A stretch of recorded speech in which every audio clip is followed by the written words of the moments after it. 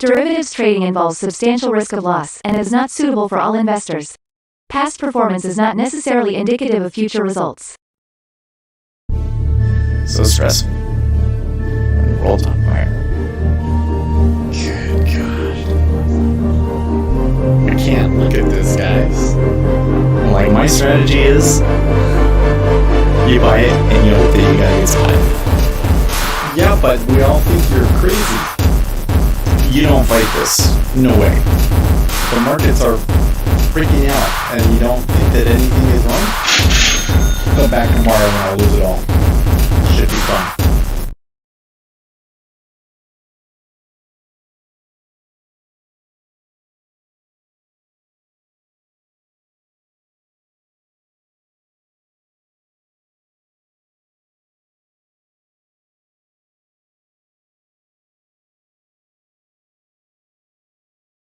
Wait, no? There we go. All right, sorry about that. I don't know what the deal is with OBS. It's not remembering those settings. Well, hey, market kind of throwing us a little bit of a curveball today. I thought we would come in, treasuries would be just plummeting down once again, but nope. China decided to step in and give people concerns about COVID again. Here's the charts. Treasuries. So we moved down pretty significantly on that non-farms payroll. And remember, we've got CPI numbers this week. So inflation is going to be on people's minds. But in the meantime, the primary concern, slowdowns, concerns that they might shut Shanghai down again. And they are moving up and retracing the non-farms payroll move. S&P 500 also pressured a little bit overnight. We come into oil still holding $100, but they're going to make their moves today. We'll see what happens. Natural gas also kind of rebounding here.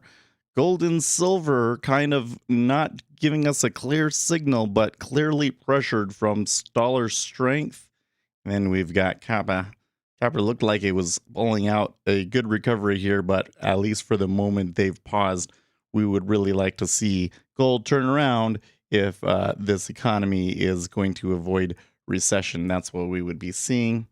And man, just look at the dollar here, up to 107.4. So I think last week's highs were like in the 106s, right? So that's pretty, the dollar strength is just like a real problem for this market. It's kind of funny. And then you got Bitcoin here still rotating around 20K. A recent survey suggesting that 20% of investors think it's the future and 20% of investors think that it is completely worthless.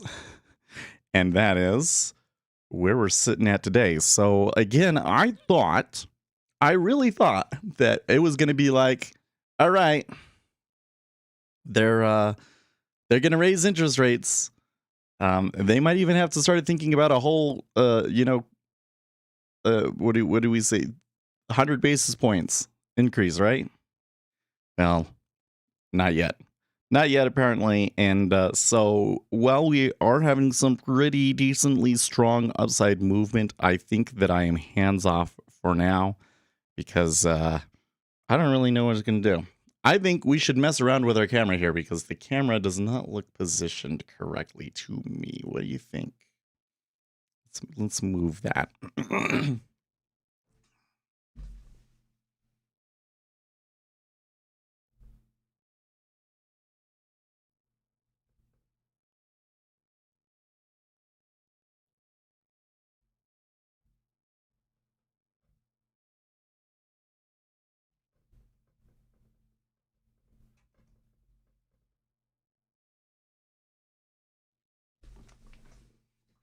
I forget if it gets better if I bring it this way. No, it got worse.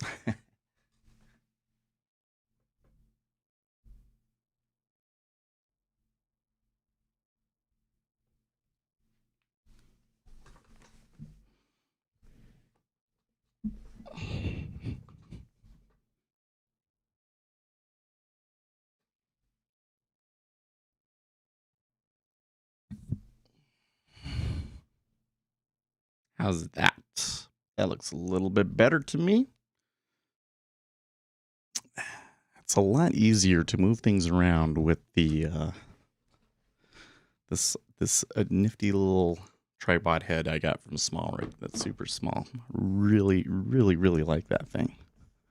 It's awesome for streamers. So.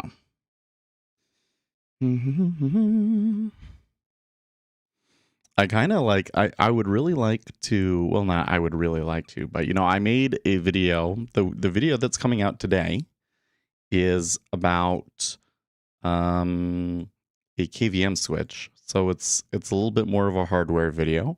I've made some videos about, you know, desktop hardware and computer monitors and just, you know, the kind of hardware aspect of day trading a bit. And I've enjoyed making those videos. It's like, I'd like to make more videos like that, but, you know, maybe I should just start a second channel about it or something like that. You know? Anyways, so let's see. Well, I do have some, you know what? I think that they say your eyes are bigger than your stomach, although I don't know if it was like what I saw, but just like in general, I got myself too much food this morning. And it's actually still a little warm. We'll let it cool off a little bit.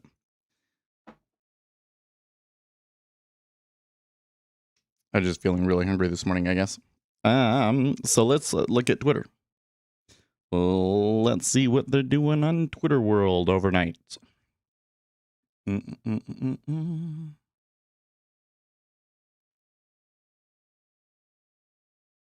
Oh, yes. Let's open up our new Squawk too, by the way.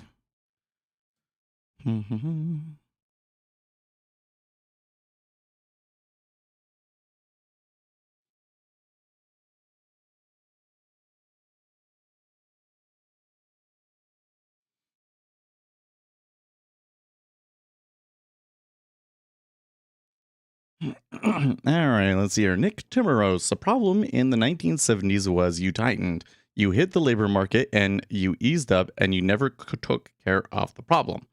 If you don't deal with it now, then you're looking at a repeat of the 1980-1982 episode where unemployment topped 10%. This is Nick Timmeros quoting his own Wall Street Journal article for the Fed, easing too soon risks repeat of stop and go 1970s. Good morning, Bao Bao. That's a new name. How are you doing?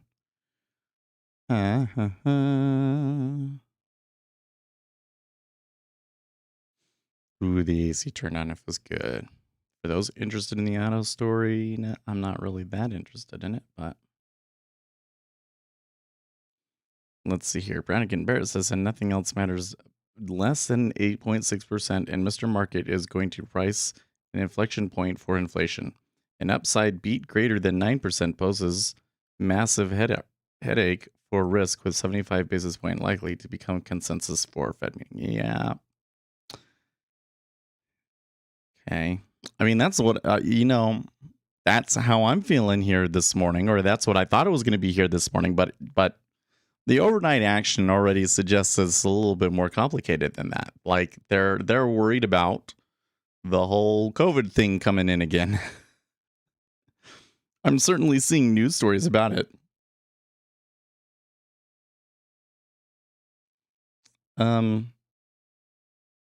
They are moving down at the moment, though. 3.057.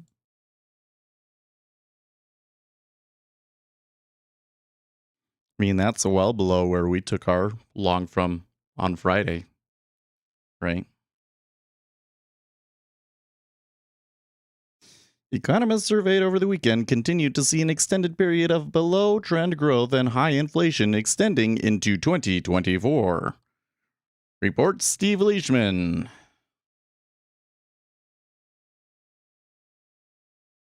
Mohammed El-Arain. The uneasy end of the easy money era, central banks are shrinking their balance sheets as inflation rises, closing a long chapter of economic stimulus, but fund managers say they have no clue how quantitative tightening will play out. I mean, it'll play out like the way it has been. No?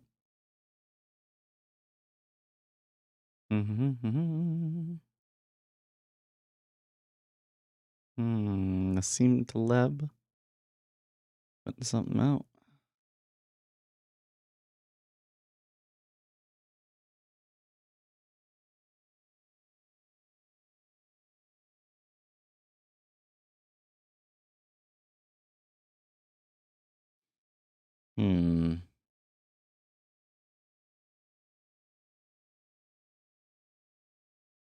This anti-green fellow is making claims that do not have any backup. It'll take someone strong to end the emergency powers. Yeah, well, I don't know. I don't think that China. I don't think that it's that not for China. I mean, like, look, China already has like complete power over everybody there, so I don't know why they would care so much if they have everybody locked down in their house or not. I think that for China, this is kind of more of like saving face. It's like you stay fast in the policy in the face of criticism and economic pressure, and they are going to follow it through to the end because the worst thing for them would be for them to have to back off a policy and admit that they were wrong. And that's the way it always is with government. You can see it with the Democrats and inflation, right? They're still trying to make all of these excuses for inflation when, pretty much everybody is, realized that their policies caused inflation. They're trying to come up with every explanation for it. It's really funny because it's like, we keep going through this on TikTok. It's like they'll come up with all these reasons, like, well, maybe it's because of consolidation and it's because of this. And it's like, well, okay, but if you take a quantitative approach to this sort of a thing, you can very clearly draw out how much of the inflation was due to this factor and this factor. At this point, at least you can start to make theories about that. And when you compare U.S. versus European inflation numbers before the whole Ukraine thing, because the whole Ukraine thing just threw everything out of whack, right? It was like 2-3%, which was about half of the inflation that we had seen up to that point, right? But they want to come up with every reason that it's not. And then when you tell them, well, yeah, but there's math, and they're like, well, but the math doesn't know anything. And it's like, well, that's what somebody that doesn't know the math would say. Let's. But so what was I getting into? Oh yeah, so it's interesting here. This whole thing about food and energy crisis has brought down Sri Lanka's government, but the underlying cause is the fact that the nation's political leaders had fallen under the spell of green elites peddling ESG and banning modern fertilizers. That's what I heard. That's what I heard. And Nassim Taleb says this anti-green fellow is making claims to do not have any back. I mean, okay, but that's what everybody said. That's the line that I've been seeing. So now we're going to have to argue what caused Sri Lanka's collapse. That's fine. I don't know anything about Sri Lanka though, so I can't participate in that debate. I do find it interesting. We've had here over the past week, we've had 3 incredibly major geopolitical events, right?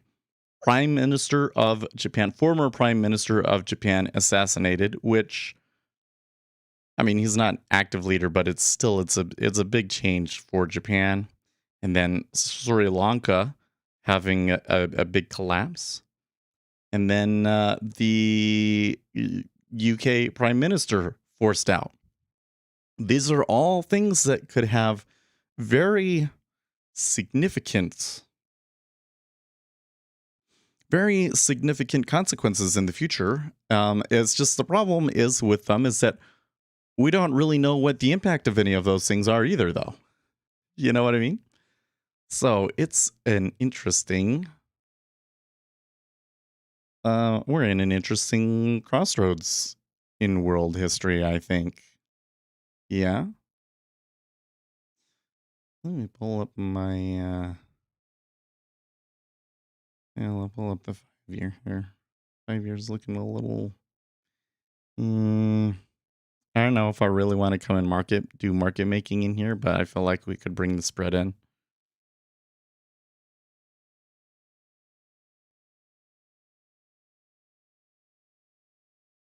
Jim Iurio, I really need to learn how to say his name. Says he'll be on Fox Business. Well, he was. Quant Minds, option pricing, trading, and volatility is tomorrow. Have you saved your spot? Oh, they're having a webinar. Yeah. Quant Minds is a good, you want to do quant stuff, guys. This is a great, one of the best Twitter accounts I found of that, to follow of that stuff. Mohammed A. El Arain. Arian, I don't, geez, I should know how to say his name. Guys, you need to stop having difficult to say names. No, you should, there's nothing. I just need to learn to say difficult to pronounce non-English names. That's the problem. Among notable developments for markets and the global economy, the yen has weakened to 137 to the dollar, a part of another day of broad-based appreciation for the U.S. currency. Renewed concerns about COVID-related shutdowns in China contributing to the 3% loss in Hong Kong stocks. Yeah, that's not good.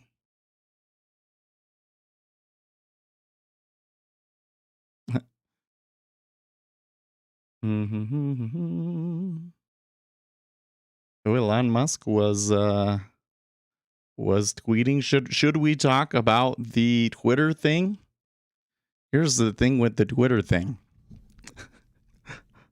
I think this is like kind of funny because when I just read like the headline and having watched this whole drama from the beginning, I am pretty like, yeah,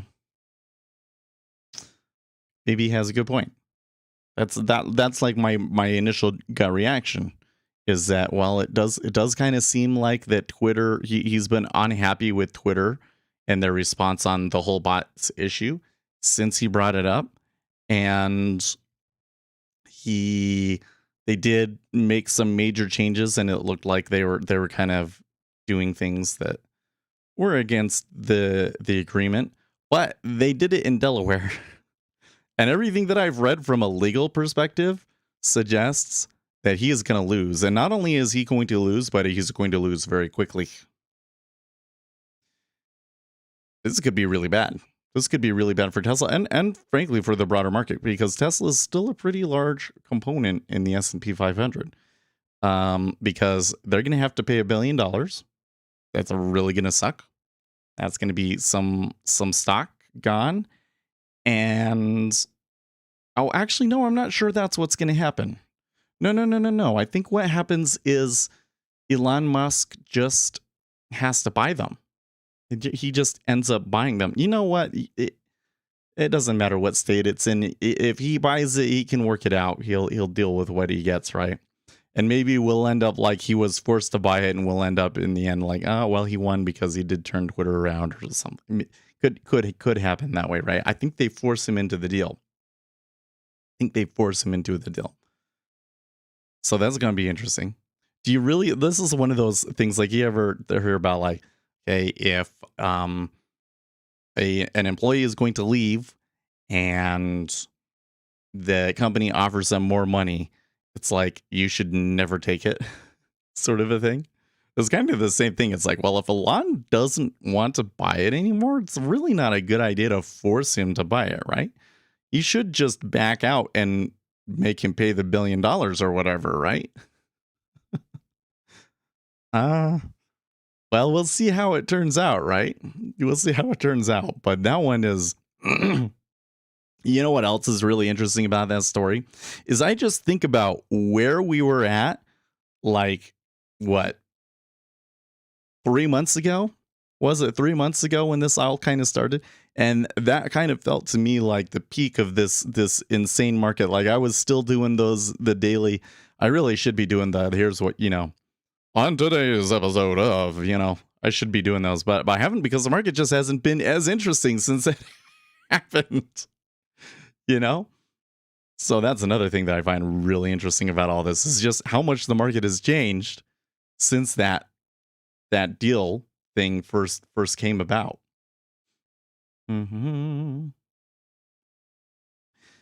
Let's see here. It's still going further back. Lots of people yapping on Sunday night. He's doing memes. They said I couldn't buy Twitter. Then they wouldn't disclose bot info. Now they want to force me to buy Twitter in court. Now they have to disclose bot info in court. Laugh, laugh, laugh. Yeah. Well, that should be interesting. Maybe the bot info will be... Maybe it'll be really bad for Twitter. And he's able to negotiate a lower price or something.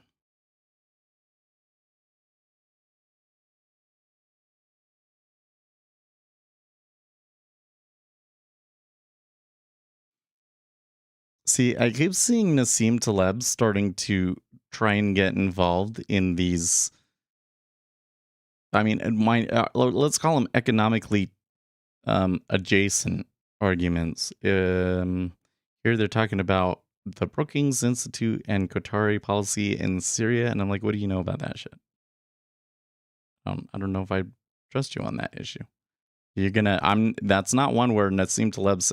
No, if Nassim Taleb said something about statistics, he's right. Automatically, he's right. But like foreign policy, or international politics, he might know more about international politics in that area of the world than me. But I'm not going to automatically assume he's right, right? Timorous promoting his story again.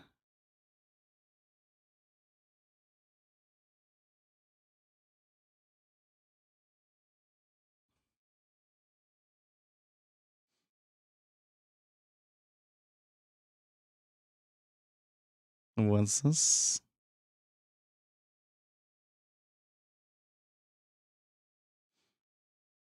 Ellen's only regret as Fed chair, low inflation. Low inflation is one of the major challenges of our time, Fed's Powell says. New York Fed President John Williams says low inflation. And then this guy is saying the inflation was intentional. No, it was not. Okay, 10% inflation was not intentional, but they did want it to be above 2%. Oh, you people.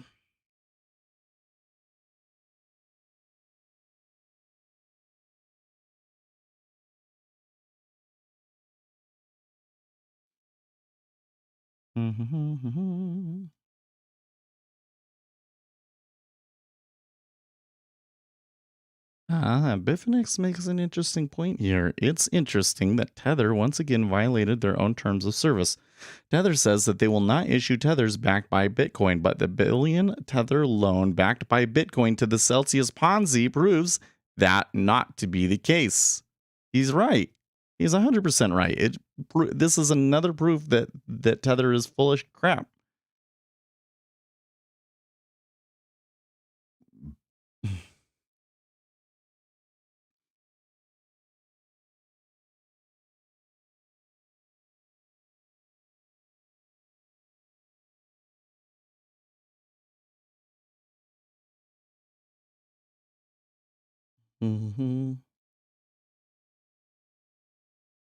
Oh, what just happened there?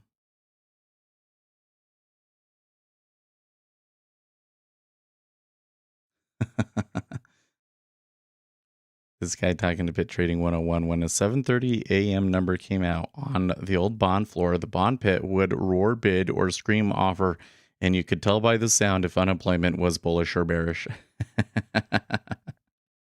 That's so funny.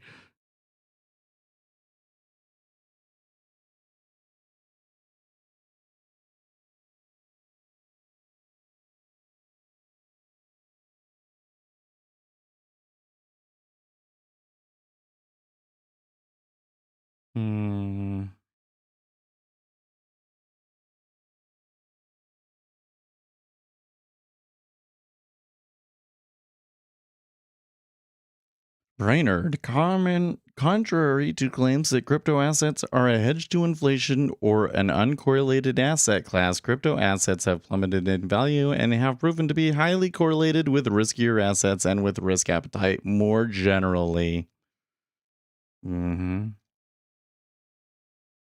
So treasuries kind of did make this move down that, like, in all honesty, was kind of making me be like, okay, well, maybe they are going to sell after all. But then it came back up. So it was they were fishing, right? They're saying, hey, you shorts, you're probably still out there. Do you really want to short?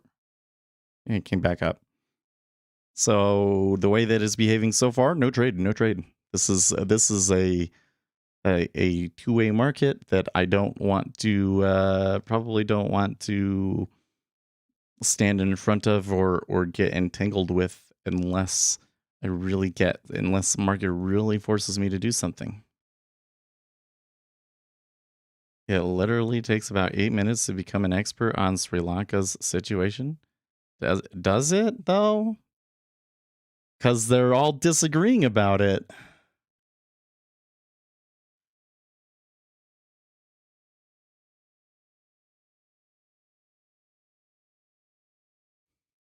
You don't know where Sri Lanka.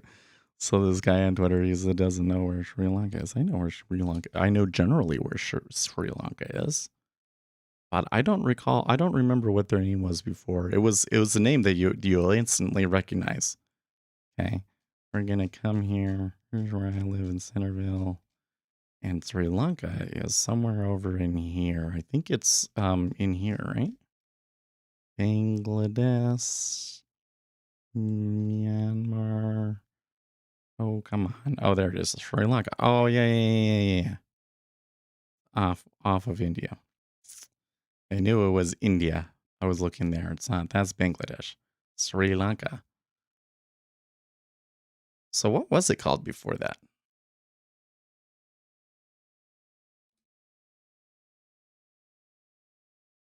Sri Lanka.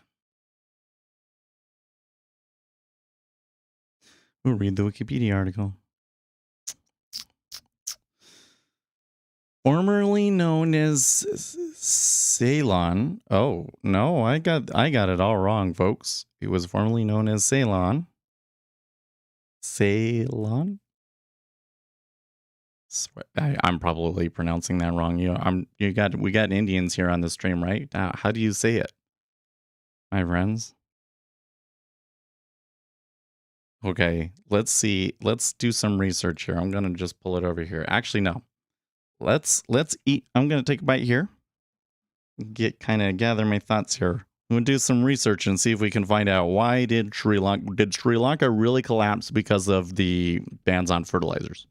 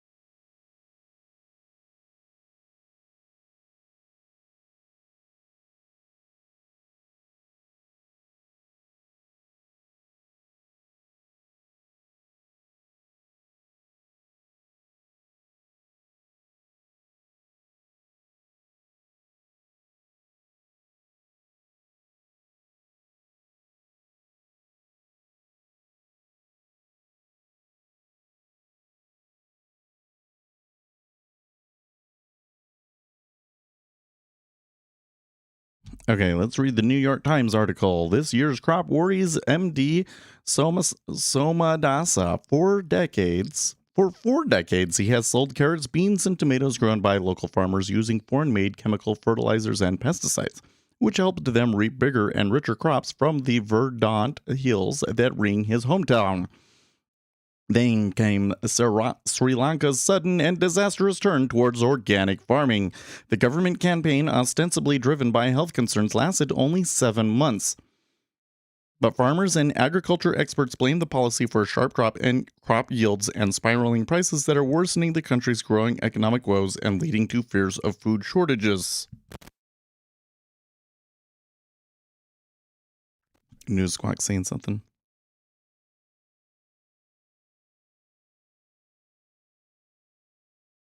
Talking about the gas stop. Prices for foodstuffs like rice have risen by nearly 1/3 compared with a year ago, according to Sri Lanka's central bank. The prices of vegetables like tomatoes and carrots have risen to 5 times their year-ago levels. I haven't seen times that were as bad as these, said Mr. Somadasa, a 63-year-old farmer of 2 who sells vegetables in the small town of Horana, just outside the island nation's capital, Colombo. We can't find enough vegetables, and with the price hikes, people find it hard to buy the vegetables.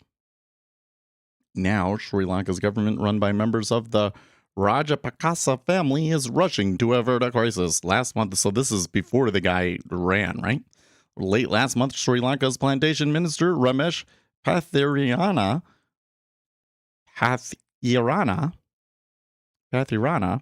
confirmed a partial reversal of the policy, telling the country's parliament that the government would be importing fertilizer necessary for tea, rubber, and coconut, which make up the nation's major agricultural imports.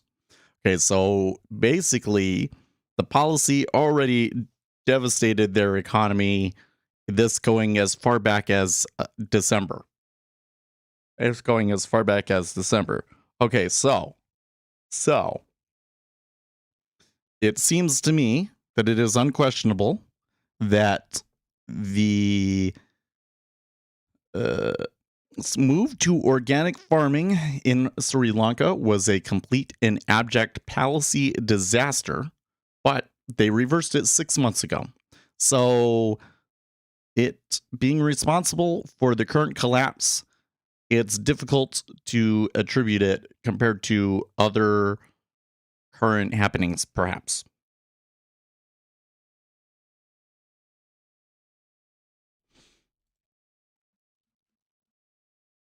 Why did Sri Lanka collapse? ABC News. Why Sri Lanka's economy collapsed and what's next? Sri Lanka's prime minister said late last month that the island nation's debt-laden economy had collapsed as it runs out of money to pay for food and fuel. Short of cash to pay for imports of such necessities and already defaulting on its debt, it is seeking help from neighboring India and China and from the International Monetary Fund.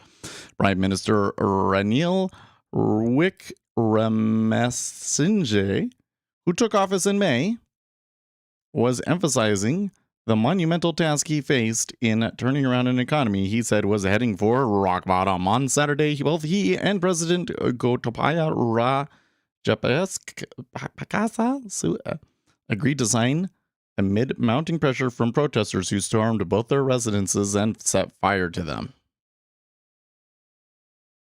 Who agreed to? The government owns $51 billion, that's a lot, and is unable to make interest payments on its loans, let alone put a dent in the amount borrowed. Tourism, an important engine of economic growth, has sputtered because of the pandemic and concerns about safety after terror attacks in 2019, and its currency has collapsed by 80%, making imports more expensive and worsening inflation that is already out of control, with food costs rising 57%. Whoa, okay, so hold up. Hear that again? That's currency has collapsed 80%, making imports more expensive and worsening inflation that is already out of control, with food costs rising 57%. Gotcha. I just want to note that because, like, the whole thing here again is that the everybody keeps saying, oh, we're going to get hyperinflation in the United States, and like the dollar keeps going up. It's not what people think. Yeah, we're still getting some decent upside here in the treasuries. Okay. The result is a country hurtling towards bankruptcy with hardly any money to import gasoline, milk, cooking gas, and toilet paper. Political corruption is also a problem. Not only did it play a role in the country squandering its wealth, but it also complicates any financial rescue for Sri Lanka. I mean, so you had inflation there, messed up their economy. How much did it contribute to the actual problems that they're having right now? That's, you know, it's really interesting to me that people are trying to make arguments about that. That seems to me like any such arguments would be coming more from a place of their own political leanings and view of the world rather than the data, because it's probably a little bit too complicated to point at any one individual thing and say this is what happened, right? Mm-mm-mm-mm-mm.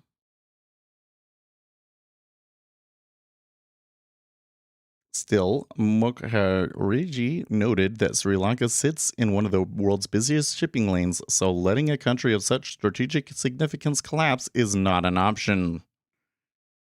Mhm.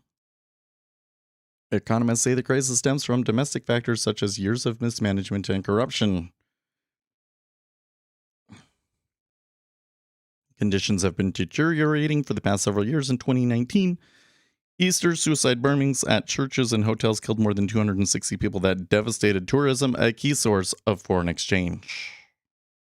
Right, because a big part of the problem is that they didn't have enough currency reserves to do anything. And I guess that would be because people stopped coming over.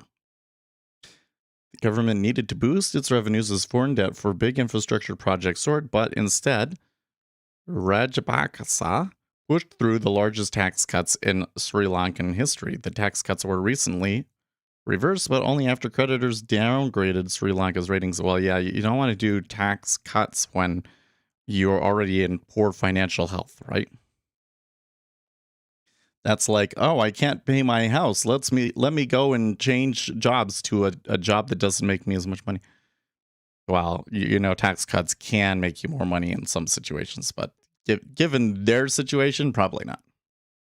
Noticing this big bit around 04 half, which is kind of like where the scene of the crime. So I'm not going to say that they can't like get through it, but it does kind of look like it's supporting it and supporting a move higher.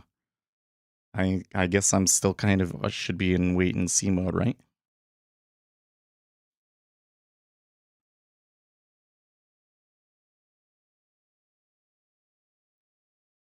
Yeah, I don't know. I think I might be seeing what Taleb is saying here though, where it's like this organic farming thing was like a really dumb idea.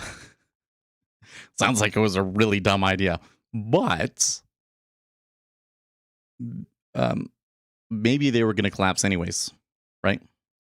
But this is a key thing because where was it in the Netherlands? I think it was where they were having protests and like we're getting protests by farmers in Europe. Like farming in Europe is having trouble, right? So it's like we're having inflation, and then what do? Now they're pushing green policies. Like, okay. The policy prescriptions don't seem to follow the symptoms, right? Well, of course not, because they're not concerned about improving the economy. The ESG guys, they're concerned about saving the planet, or what they believe will save the planet at least.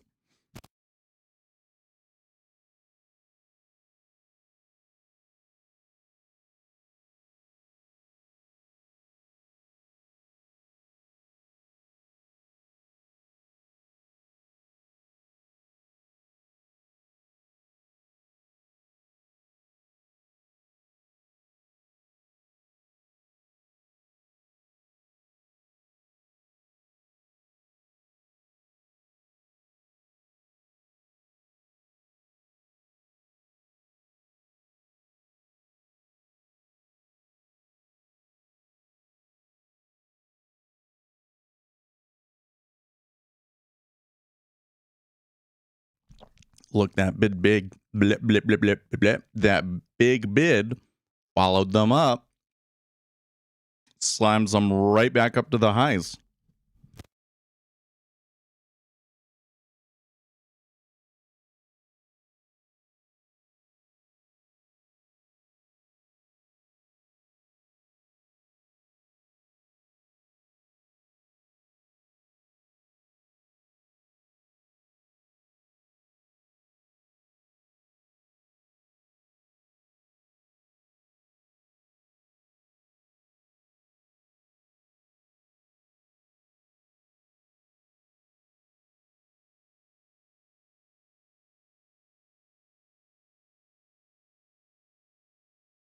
Meanwhile, in Germany, from disclosed.tv, cities in Germany set up essential warming stations, warming rooms, and warming islands due to potentially impending winter gas emergency.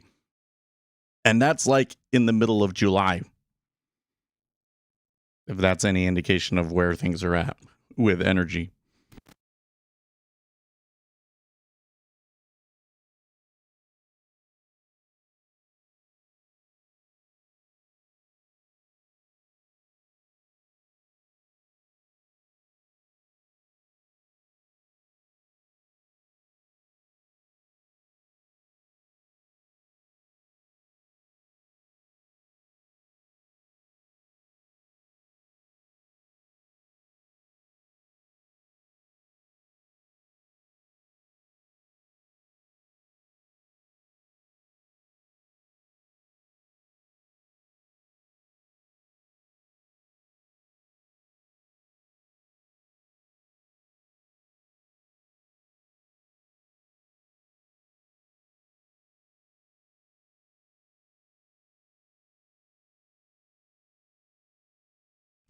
Meanwhile, in the United States, Texas grid operator warns of blackouts.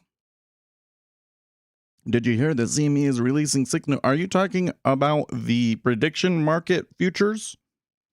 These like binary option sort of things? I kind of wonder about that one.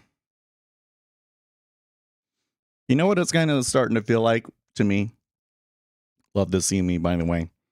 Kind of sounds to me like they're saying, oh, people were not trading at the CME, they were trading somewhere else.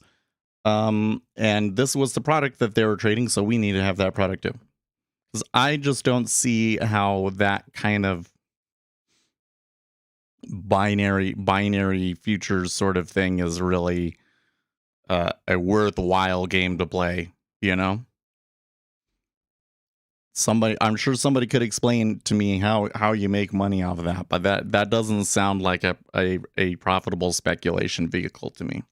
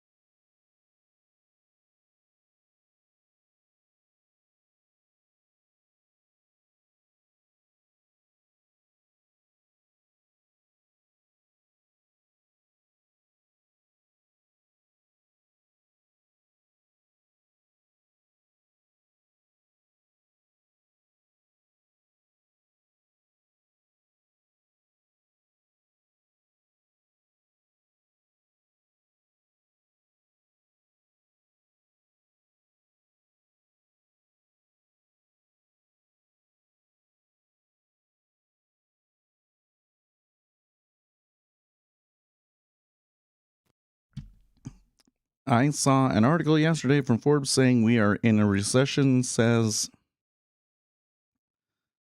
that I don't know what that name is supposed to be, dude. Billion. 7 billion. I think that the 7's supposed to be something that okay, so I think it is very likely that we are in a recession at the moment. Whether it actually gets classified as a recession remains to be seen.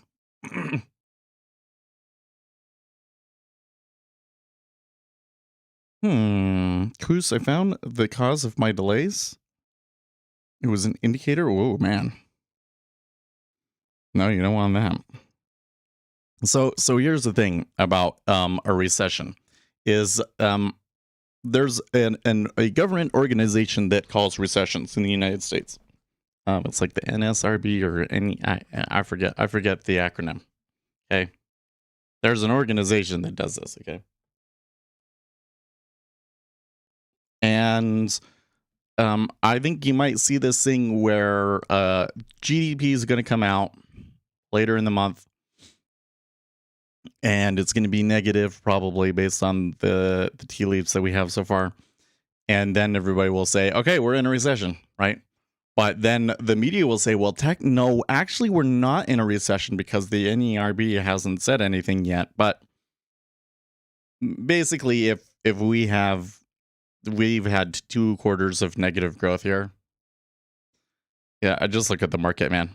Whether the government officially classifies it as a recession or not, this is a bear market, without question, right? And I think that you kind of have to react accordingly, primarily by protecting your assets, because we're just seeing a lot of inflation. If you try and trade it too much, you just get chopped up, right? Or by hedging yourself with the treasuries. But we'll see where the treasuries go from here, right?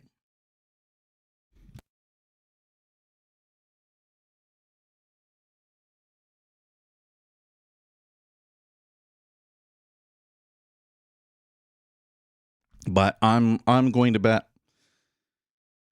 that eventually, yeah, they call it a recession, probably. By the way, that had that strong bid come up and they spiked them up to new highs, but now they're coming back to where they had that larger bid before, and now the next large bid is down at 03. They didn't quite trade 04 half or anything, but that is kind of an interesting flip. We've seen this a number of times lately where you get a move to the upside, it feels really strong, and then ever after that it just falls apart. I'm still in the mode of I don't like the action. It's not giving me a clear direction.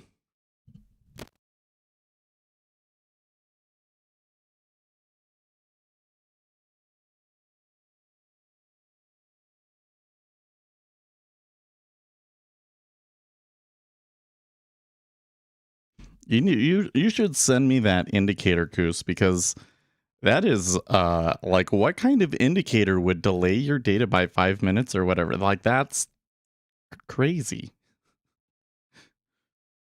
I want to see what they were doing. That doesn't sound right at all.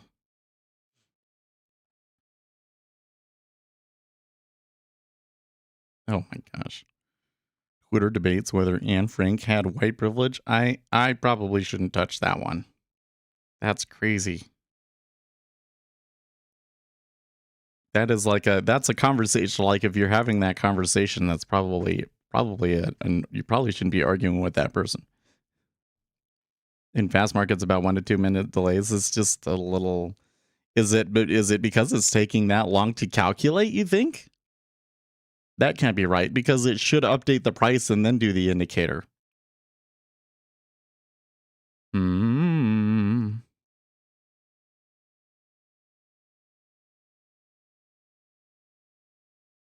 have there been more comments on this? There was this thread in the futures trading subreddit where somebody says apparently the CME shows ghost bids on futures options.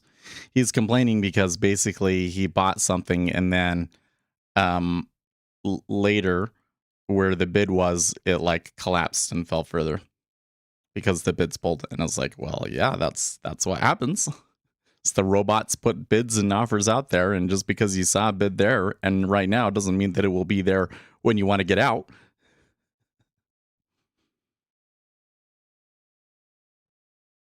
It kind of sounds like he got pretty hammered from that trade, though. Now, no new comments. I don't know why it's showing that to me again. I was just kind of fishing around to see if there's any other interesting information over this morning.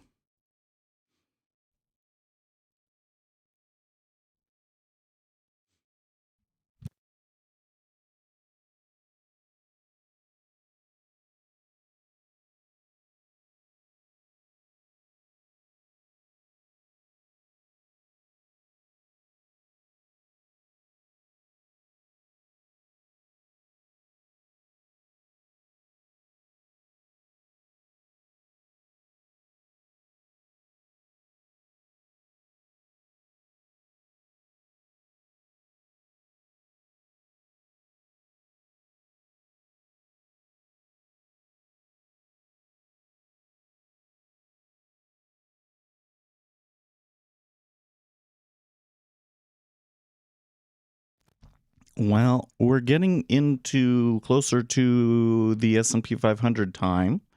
Man, I think I messed around with my monitors and I didn't tilt them enough because I feel like I really have to move my neck to be able to see my screens.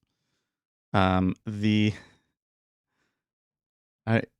Treasury is the only thing that's really moved all too strongly. Oh no, I take that back. Gold is seeing a bit of a rally here, moving from 101 to 103. The rest of the S&P 500 in particular kind of looks like it's going nowhere. The Treasury's moving up, but still kind of like it's. Yeah, you gotta have message it to me on Discord because it can't see the links. You put the link in, it will show it to you like that it pasted correctly, but I can't see it. Everybody else, it blocks it.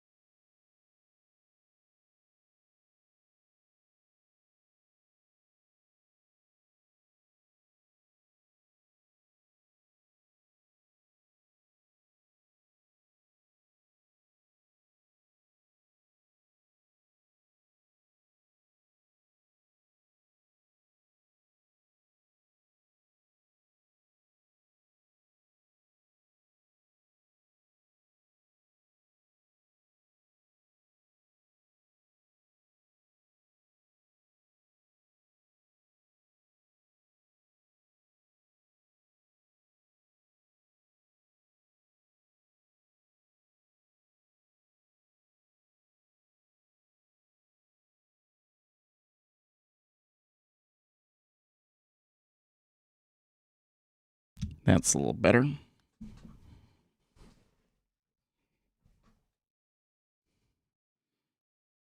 That kind of gives me a thought as we haven't looked at the Ninja Trader app share for a while.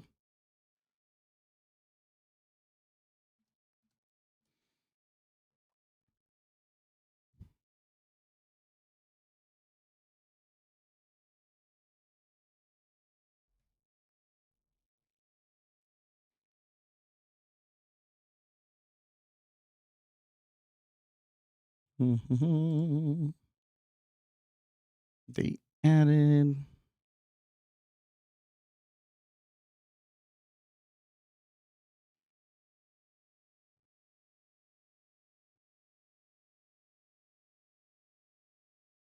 the mother of adaptive moving averages. That's what I was at the top last time I looked. So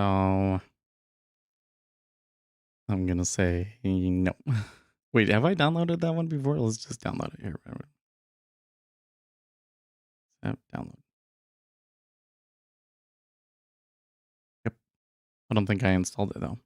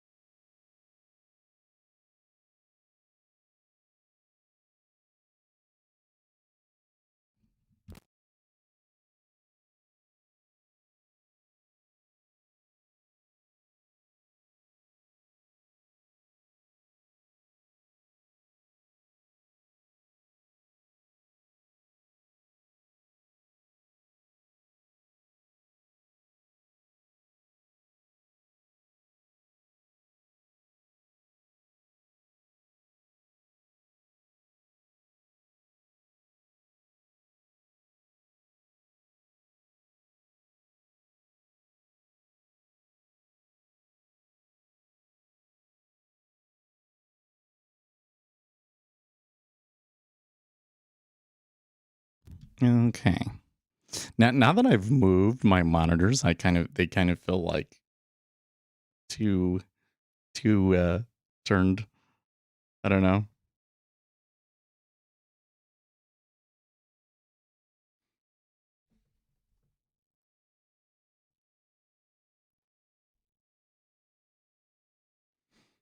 Maybe that's a little better.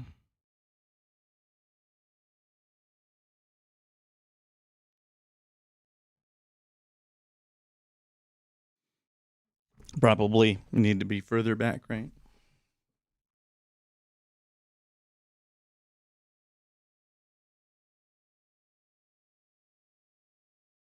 Well, treasuries did bounce there, but the low end of it was at 03, so which was the point of control. So fell back into the hole maybe a bit.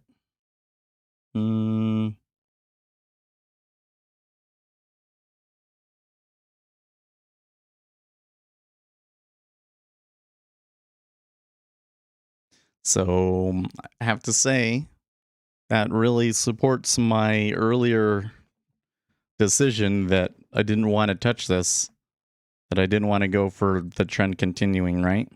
Sure enough, it fell right back down.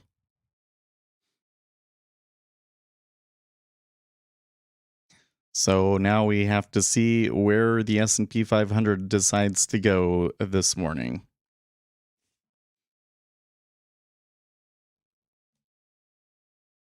My lips are like really chapped this morning.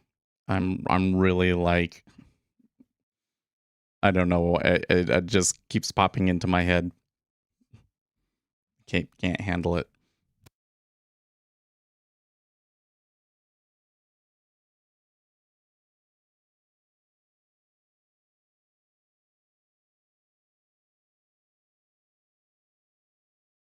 Something's going on in the currency complex right now. I mean, we're seeing like really strong dollar strength here and everything, but this 6S in particular is really moving this morning. And then the next biggest mover behind that is oil.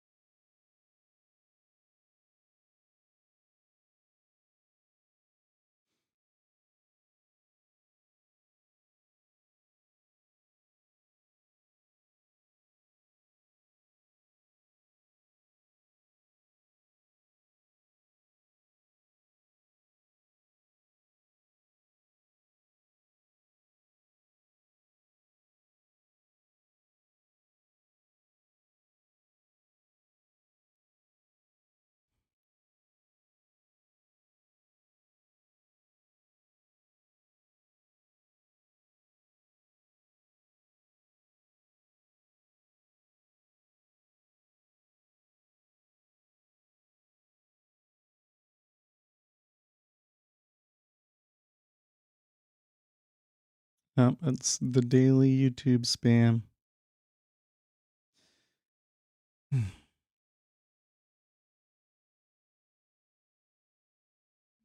I really thought today was going to be like another gangbusters day, super exciting, but so far it's been pretty dull, hasn't it?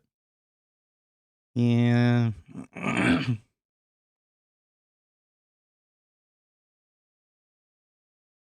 Final exam. Hey, congratulations.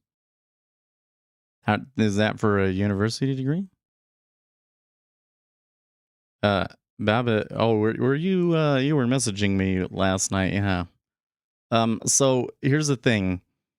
Sierra Charts has its own data feed called Denali. And so if you wanted to use Jigsaw with Sierra Charts, you would have to use the bridge. Except for that they don't make the bridge for Sierra Charts.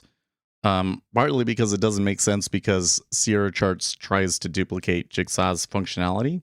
And two, because I don't think that Pete likes Sierra Charts much because they kind of stole some of his his functionality. But again, because they're like really Sierra Charts is basically like we're going to steal everybody else's innovations and do them for cheaper. So if you're basically losing all of the advantages of Sierra Charts by which is it being cheaper, right? The advantage of Sierra Charts is it's cheaper than Jigsaw. So why would you do both, right? Doesn't make sense. Now, one advantage that Sierra Charts has, I guess, is that it does programming. But if you want to do programming, I'm not sure that Sierra Charts is really the correct platform. Anyways, I think you either want to go to NinjaTrader or you want to go on your own and get like the Rhythmic. What do they call their product again? RAPI Plus. There you go. RAPI Plus. I think that you'd want to go to RAPI Plus. So, get what I mean? So when your question, like what you're trying to do, doesn't make sense, that usually means you're not on the right track. It usually means that there's a better way to do what you're trying to do. Because it means nobody else is bothering to do that, right?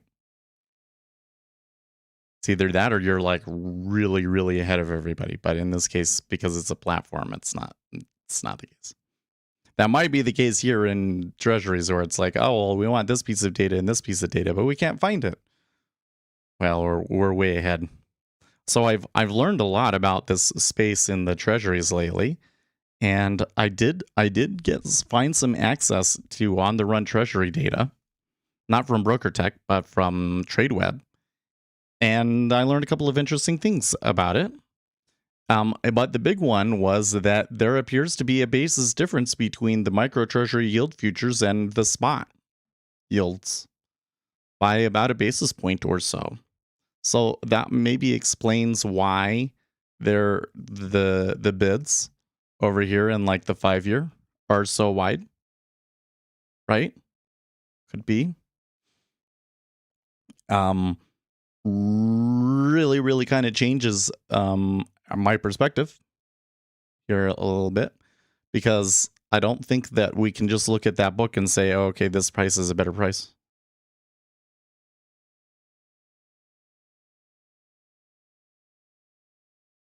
Yeah, no, you can't connect Rhythmic to Sierra Charts. You're supposed to use the Denali feed for Sierra Charts.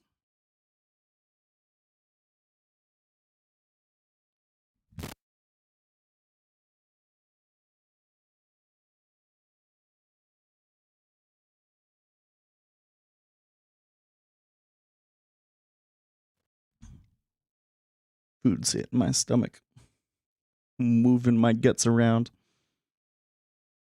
060.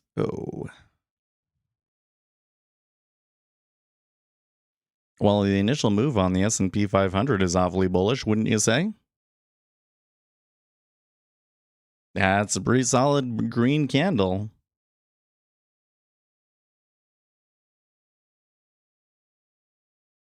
whether that can continue is another thing. It's not super strong volume, so I'm not sure how much conviction I can have on that, but it was a pretty aggressive move up.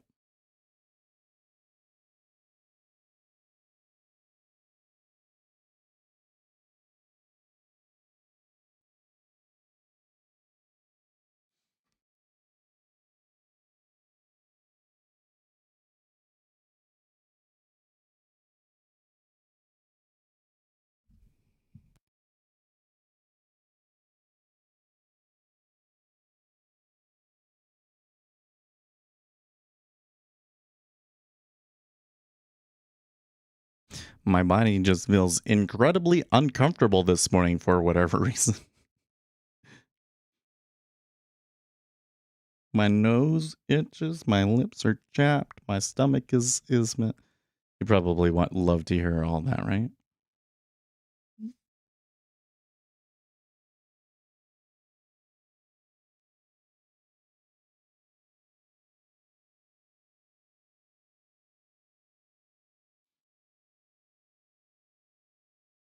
Hmm.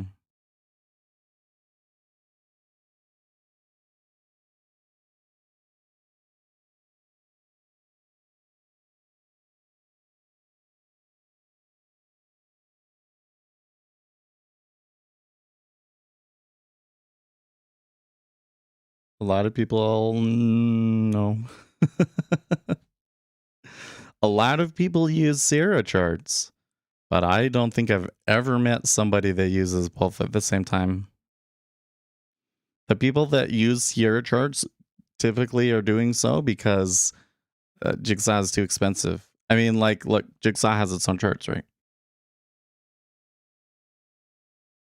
But there's also kind of a difference in philosophy. So, like, something I've noticed is that Ninja Trader has a YouTube channel now, and they've been live streaming in the morning, which I assume. Listen, anytime there's competition, when we started this, okay, there was like no competition. I was the only game in town, and so I think in the early days we had a lot of viewership numbers that were just because nobody had anywhere else to go. And, like people burn out on the space really, really quickly. So it's like the algorithm was just sending them all to me, whereas now they're sending them to like 3 or 4 different places, right? Some of them are going to Ninja Trader's channel. Some of them are going over to Matt's channel. But I kind of, some of the things that I see on the Ninja Trader channel, I'm kind of like, because they're all about the technical analysis stuff. They're like, here's this indicator and here's this indicator, and I'm like, well, because on the Jigsaw side, what do we care about? We care about the orders, any kind of analysis that we can do on the orders, and like what the current situation is. And there's a very strong acceptance that news affects future orders significantly, and you have to be informed, essentially. And some of these other places to go, I see them like not doing that. And that shows up in the philosophy. Like, I think that that Jigsaw is working on like being able to customize the charts a little bit and stuff, so forth. But like for basic charts, Jigsaw gets it done. Jigsaw gets it done for basic charts, right?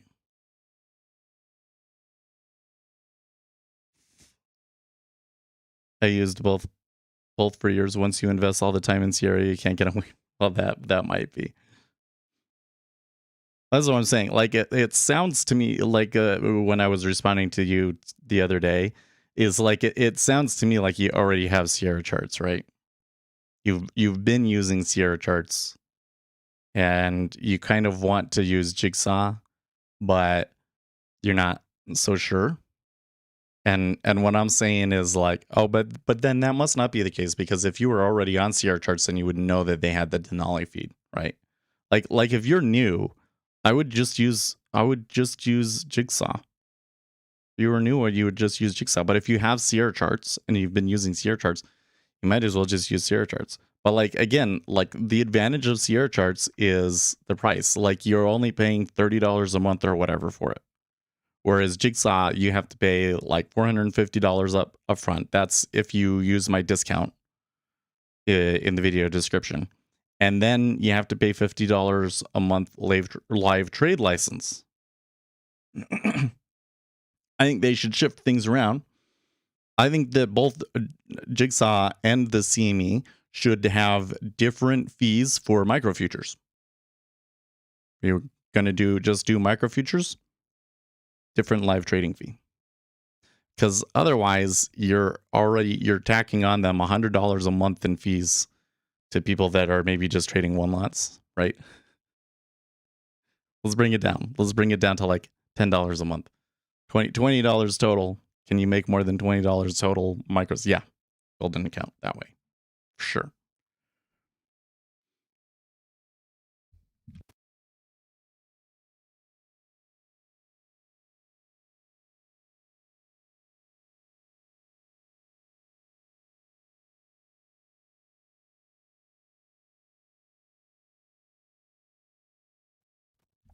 I get all these messages on LinkedIn now about machine learning stuff, and I'm like,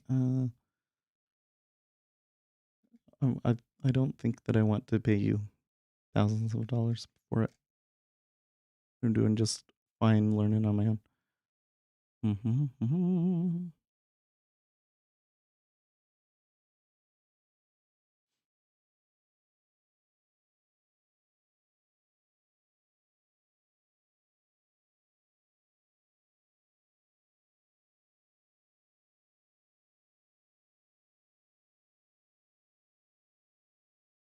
Okay, oh, wow. You know, while I've been yapping that whole time, because remember I said, hey, that's a pretty strong up move on ES, but I'm not sure I can have too much conviction on it because of the volume.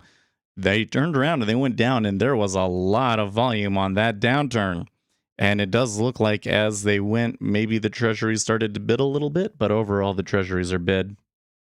So it does appear that even in the S&P 500 during the regular session, and of course this can change very quickly, but the narrative for now suggests risk-off move, risk-off sentiment, probably driven primarily by fears of more COVID lockdowns in China.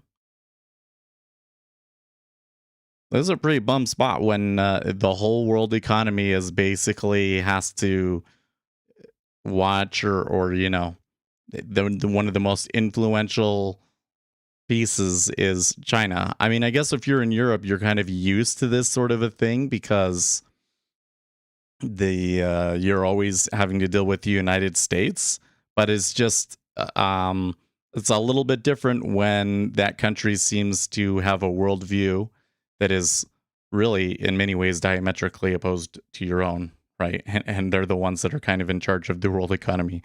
They're gonna do lockdowns. It's just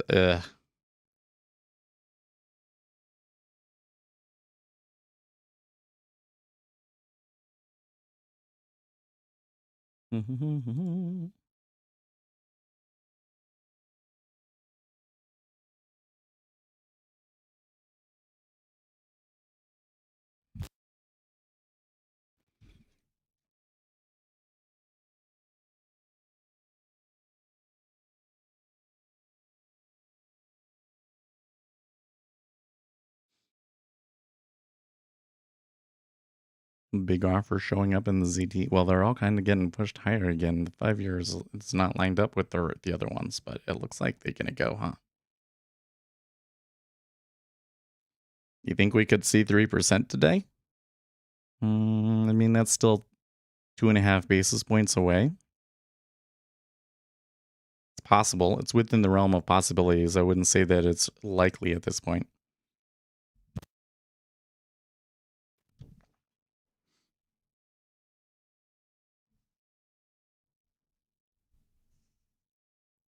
And tell you what, if you were smart enough and skilled enough to be able to catch every swing in the treasuries here in the last like 3 weeks, man, because there's been some real movement back and forth, hasn't there? It's gonna reverse here, you say? Could be. I'm still in kind of like it does what it does mode. I'm not willing to commit myself to anything. Like So Mondays tend to be difficult anyways, right? So if treasuries are selling off hard off of a continuation from Friday's move and anticipation of the inflation numbers to come later this week, then that's a trade I'm willing to take. But otherwise, it's Monday. Why put my money at risk? You know? Too much, too fast? Well, I don't. There's nothing too much or too fast for the S&P 500 to do, my friend. There is nothing too far, too fast, too impulsive, too zany for the S&P 500. Okay, there's like the mean girls. The index futures, right? You remember I've made this video before, right? The index futures are like the mean girls at school, right? Like they're the popular. They're popular. Everybody likes them, but they're mean to you. They'll be mean to you. And they can like flip flop around. It's like one day this thing is cool, and then the next day it's the complete opposite. That's E-minis. They could do just about anything. Like this thing could just instantaneously drop to 3,800. Wouldn't be a too zany of a thing. Of course, we would all be taken, but we would be like, you know, and it would really suck. But then you'd go back and do your data and you'd find out that that's like, you know, there's 10 events out there that were worse than that.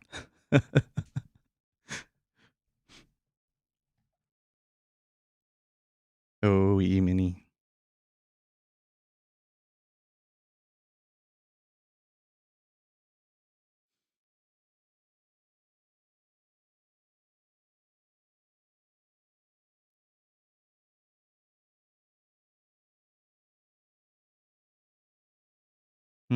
Forbes reports Trump didn't invoke executive privilege for Steve Bannon. Lawyer told FBI, meaning Steve Bannon will testify for January 6th. Jan Hatzius, recent gains in U.S. payrolls, including a stronger than expected June advance, probably overstate current employment growth. Yeah, wouldn't surprise me that they said that when their estimate was more like 220. They were well below the consensus estimate. So for them to be bearish even after the number came out, yeah. But like here again, it's like it's hard to predict that number. I would think that it's hard to really know where we truly are at the moment. Yeah. Forbes also reports Dow drops nearly 200 points as investors brace for shaky earnings season, looming inflation report. Oh yeah, we got earnings coming up, my friends. We got earnings coming.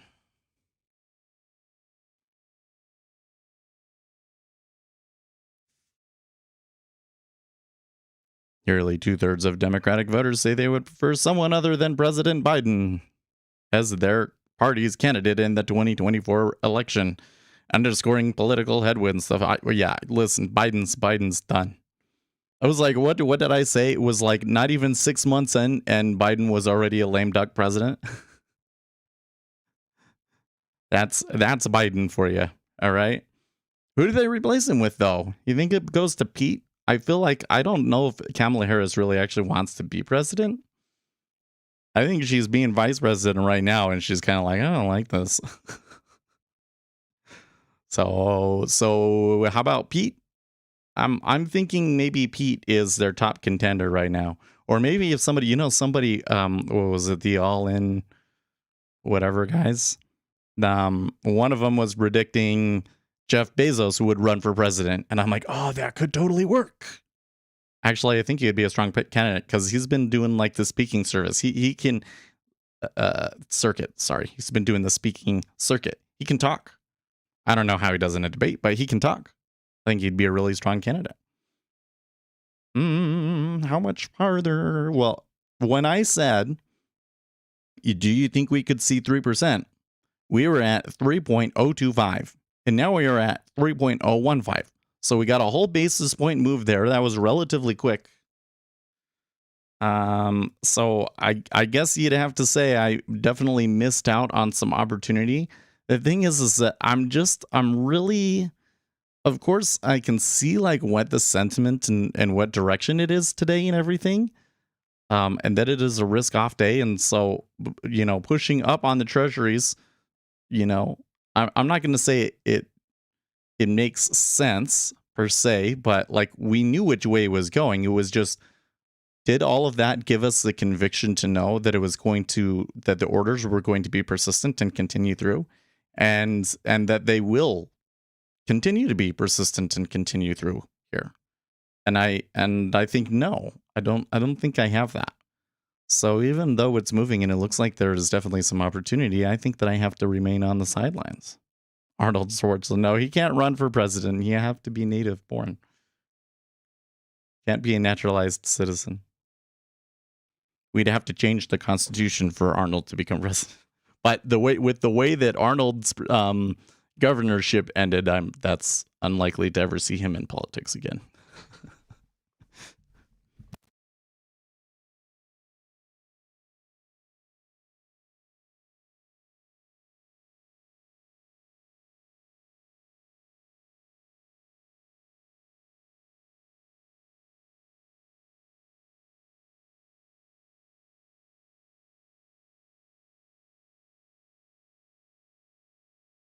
Cali listen, there's a lot of Republicans are really actually Dems. Like, it's so funny. There are so many places in the country where one political party has a really strong stranglehold on the voting there, that like half of their party is not actually a part of their party. They're only with them for the oh, hold on, here we got the spammers back. Oh, there you go. Thank you. Actually beat me to it. Oh, by the way, actually, we got to talk. I forget what we have to talk about. I can't quite remember. Okay. So here's the thing. I don't have it on. Where is it?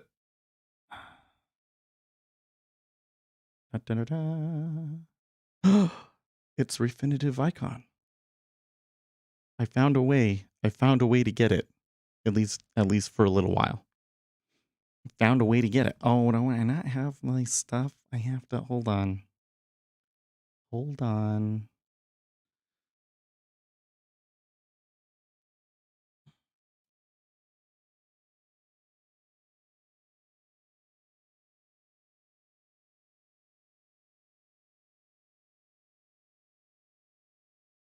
Yeah. I don't 100% remember my credentials though, so give me a second. I thought that I had it set up to automatically sign me in. Okay, I think we're good.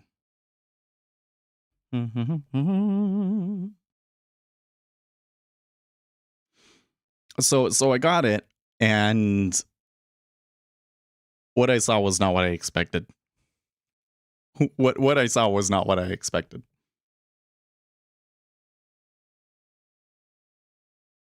Man, they're still going. Look, they are almost certainly going to hit 3 now. That's 25, 30. I mean, if I had just been on it all day from this morning, it would have been way more than that, right? Actually, we could just go up to the top of this thing here, right? Almost $60 we missed out on. Does the posh? What does that mean? I have no clue what that is supposed to mean.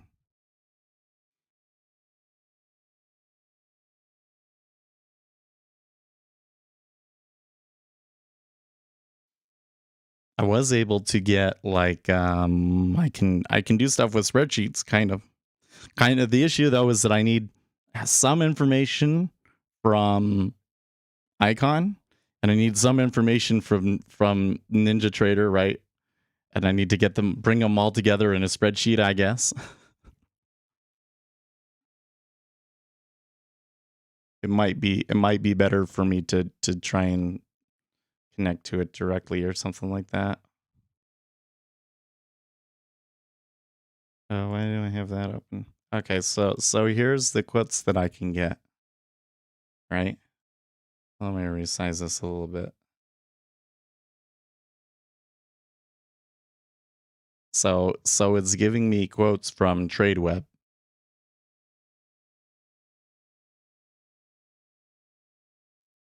Oh, it's the chat.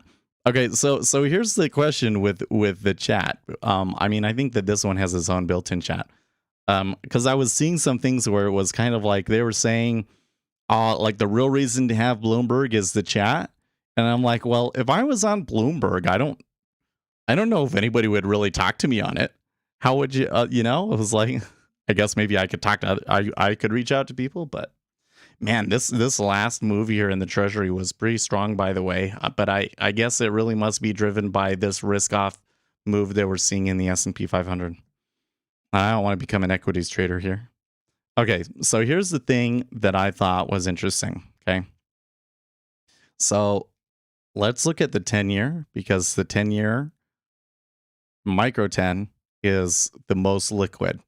They are saying 2.9816. So they're 2.981. So they are almost 2 basis points lower on TradeWeb, right? And the offer, oh, it changes a lot too. 3.16. Wow, that changed so quickly. 3.16 now. Wait. 3.1? No, that's the 10. Sorry, I'm looking at the wrong one. 2.989. 2.989. Okay. There we go. Now the 30, they're 2.1643. Okay. So again, about 10 basis points lower. 5-year, 3.0382. 0382. 038. Okay. So you see, like, no matter what, we're like a basis point below the best bid in the micros. Now you'll notice what I meant by DVO1 flies like mad on Treasury futures that other day. Yeah. Well, so the thing that I thought was interesting, though, is that there is a basis on the yields. Like, I thought that because they're yields and they're on a month-by-month basis, that you wouldn't really get a divergence between the spot Treasury yields and the micro Treasury yields. But that appears to be not the case. I would expect that as we get later on into the month, that basis should decrease, right? But the whole thing is that basis difference is bigger than the bid ask, basically, that you're getting. Right? So how can you use this to price this? Well, I guess you could come in and say I'm going to add a 1 basis difference, but like the basis changes too. Like, you can trade the basis, right? So I don't think that I can just use this to say this is what my bid and my offer says, like I kind of wanted to, right? It doesn't really help at all. I'm not sure if this information helps me. At least not the way that we have it right there.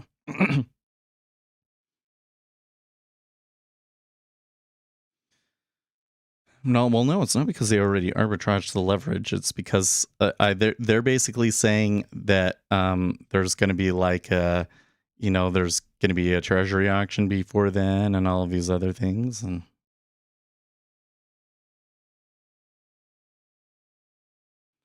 yeah, well, you got to pay the cost of carry for the whole month as well. It will narrow towards. But where else can you gain just direct exposure to the change in yields, right? Trying to do an actual arbitrage trade between micro treasury futures. What would be the other side of it, right? So that doesn't really make much sense either. But it just kind of puts things all in perspective for us, doesn't it? It's like, well, okay, so why not put much liquidity up there and everything? Well, because this world about what is the current on the run yield is not as clear or precise as we thought it would be. I thought that the bid ask spread over here would be really tight and that these would match them really well, but that's not the case. So if we want to do market making in it, we'd have to do something a little more sophisticated.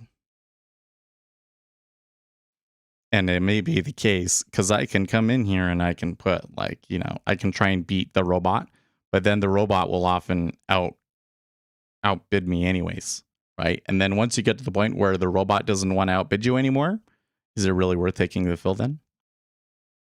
You get what I mean? Butterflies on the treasuries, yeah.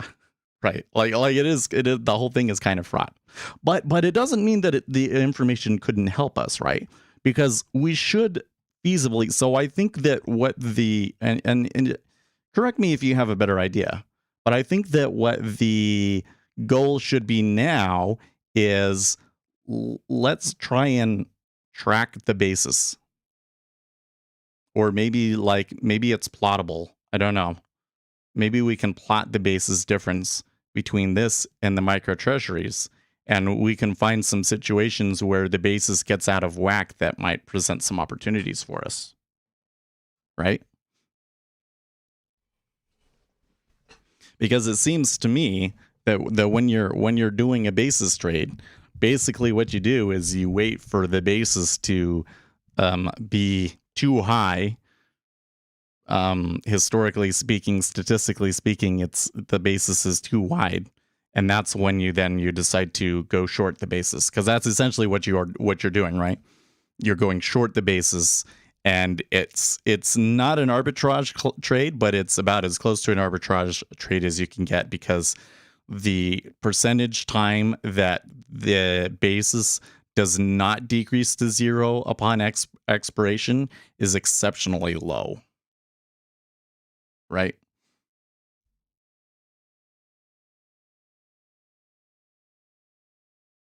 So I don't know what to do with this. I think my next thing is going to be like read all of the documentation for it to see what I can find, what uses it might have. Because I'll have the data at least for the next 3 months. But as we kind of suspected, I guess it's never what you think, right? The best I can think is the micros are 1 month. See what micros are marking the yield. See what the cash bonds are yielding if you can gauge if the cost of carry is mispriced. It should be about 1 month ZQ implied yield. Wait, what is ZQ? But I think you're right. It's like this is how much the yield should change in 1 month. It is, they are tracking the same security. I'm going to take a break real quick. I'll be back, okay? Think about that for a second.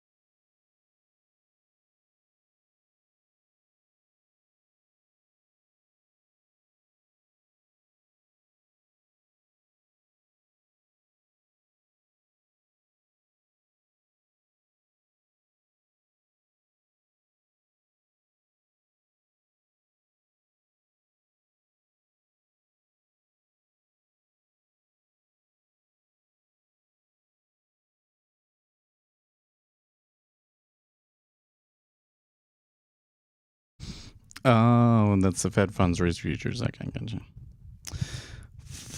Here's our spam again. Just in time for me to come back.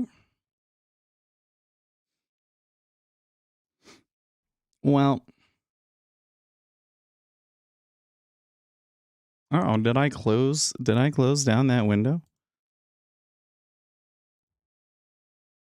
No, that's not what I wanted. One of the things that I don't like about icon here is that it will like reposition your windows. The little toolbar, it'll like move all your windows down if you accidentally double click on it.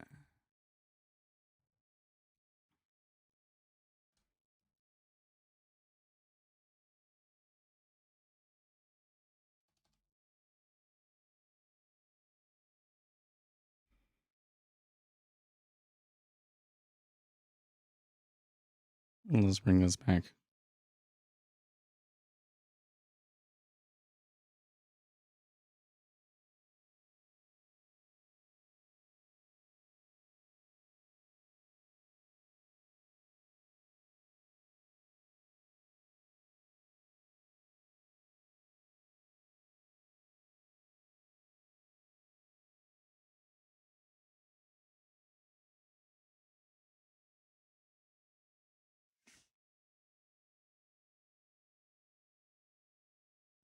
Anyways, I think the first thing that I do is I go through and I just read all of the documentation for Icon, make sure that I know the application really, really well and everything that's available for me in there. Make sure that I'm not missing anything. Next thing is I think I want to try and see if I can plot basis and or yield curves. So one of the things that is kind of interesting is like we can come in and we can do like knob spread ZNZB, right? And we can do a statistical analysis of that. But I can only go so far back because the ratio changes. You go too far back, right? So to do a really quality statistical analysis, like what we get here with the micro treasuries really actually gives you the real yield. Like it's kind of interesting. You think about it, but these are going to become probably the primary pricing mechanism for yields at some point, I think. But you can see how there's the treasury markets in terms of yields are not as efficient as I think I just assumed that they would be. Do the LTCM trades sell the on the run and buy the old on the run on 30-year cash bonds? They're all talking about like things that I think would require a decent amount of capital to do, though, right? Yeah, and the knob ratio, it changes too much. Yeah, so really, what I want is a plot of the yield of just the yield curve, right? Just a plot of the buy yields themselves, which I don't think I can do. You think maybe we can't? Let's see here.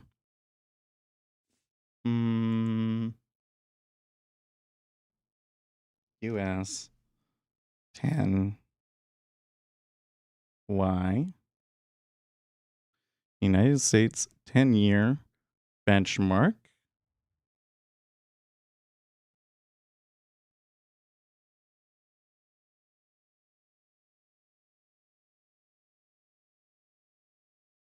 Chart.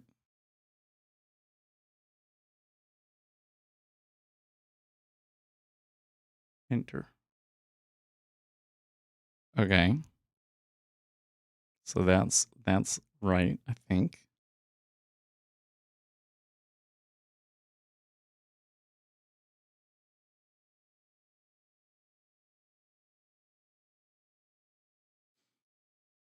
Well, for starters, we want candlesticks.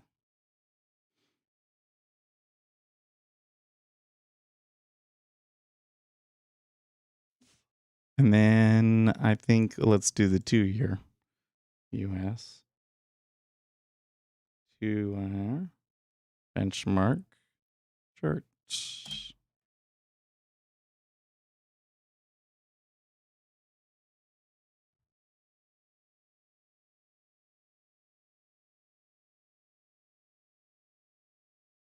So can I say like, I'm gonna guess. Can I do something like this? No. Nope, don't think it's quite so simple.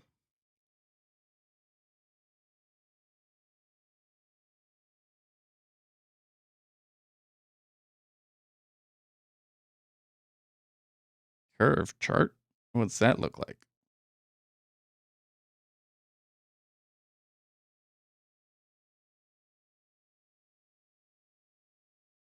Well, that'll plot the whole yield curve for me. That's not really what I want, though.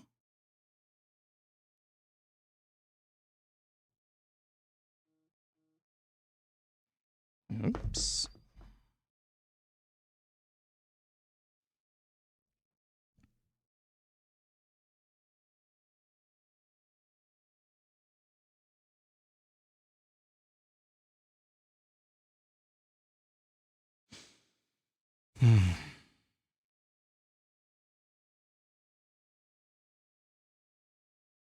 I don't know. Where do you even start, you know? There's lots to explore here.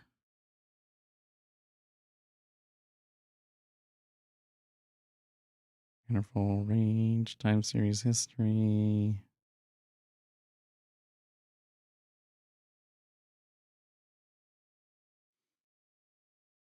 So we're going to have to go into...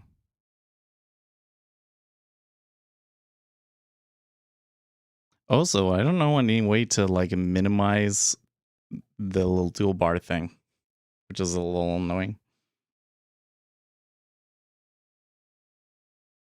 I guess I'll put it over here.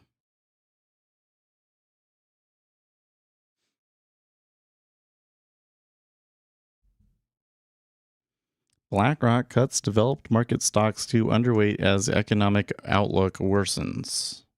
Nick Timmerose, George dissented against last month's 75 basis point increase in favor of 50 basis points. This speech raises an interesting question about whether she would dissent against a further 75 basis point increase in July.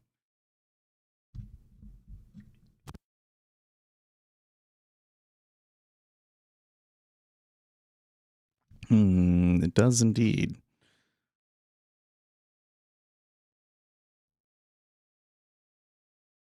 Yeah.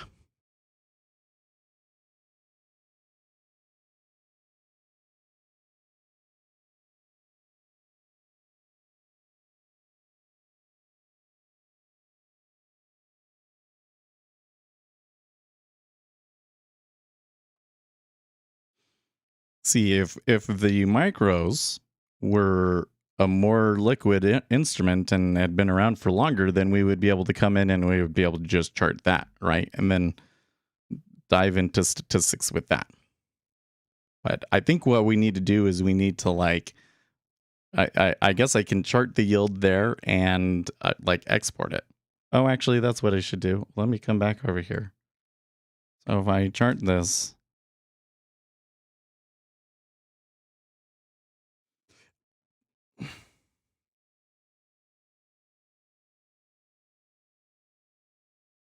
save as image.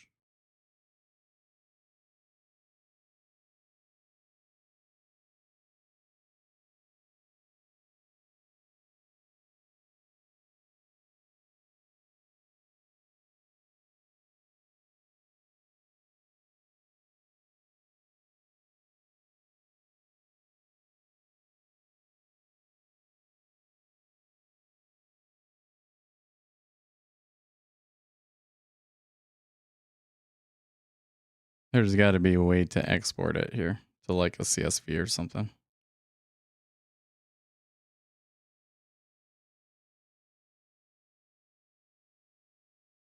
Chart properties.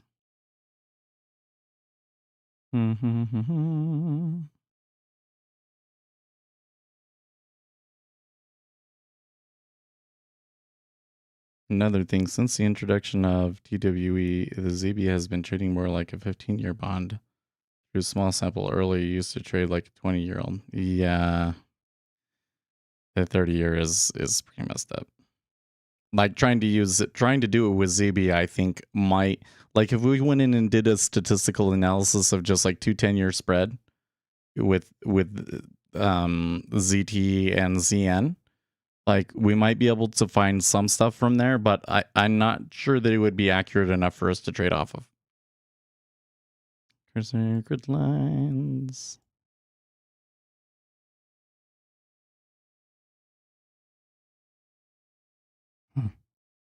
Actually, not as many settings in there for it as I thought there would be.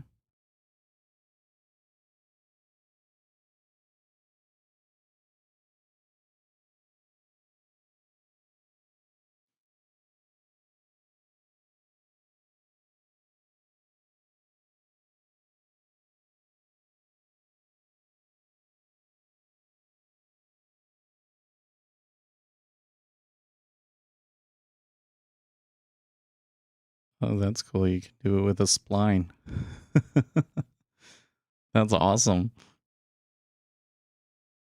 See, I don't think you actually want daily. I think you want like 5 minutes. I think I want to do 5 minutes. And then, well, you can't zoom in and out, but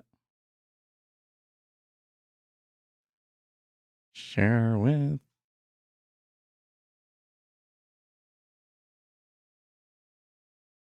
Add something. Ooh, what kind of analysis can we do? It comes with a couple of interesting.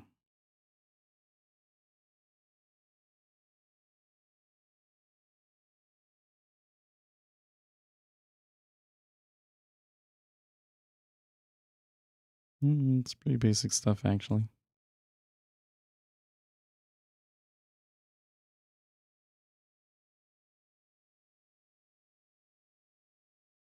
Can add a subchart. That's good.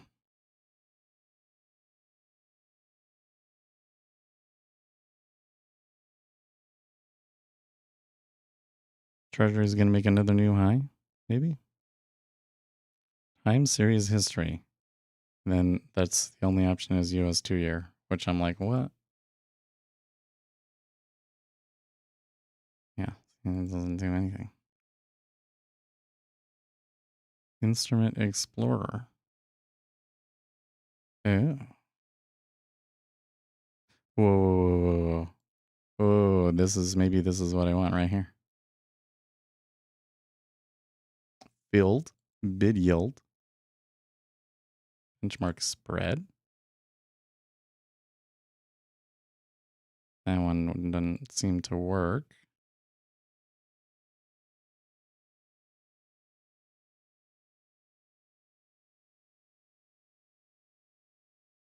Oh, interesting. But I do want bid yield.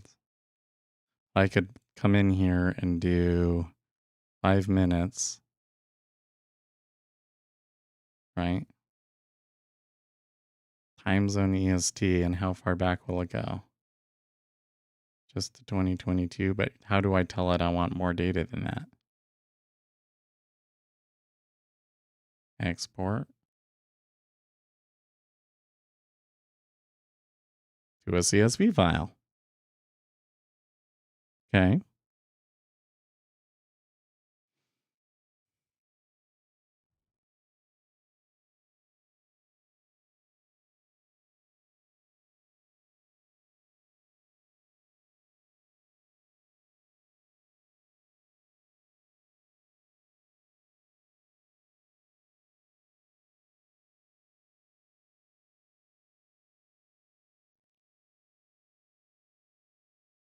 So I did that by going down to time series history here, right?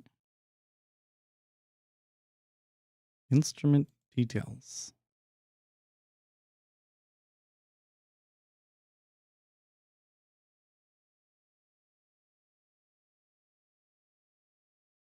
Oh, sure, yeah. Well, I'm not showing the live data, am I? Am I? Showing the chart, I guess, but just want to see what they're doing. Or not that. I'm just trying to figure out how to get the data out where I can mess with it.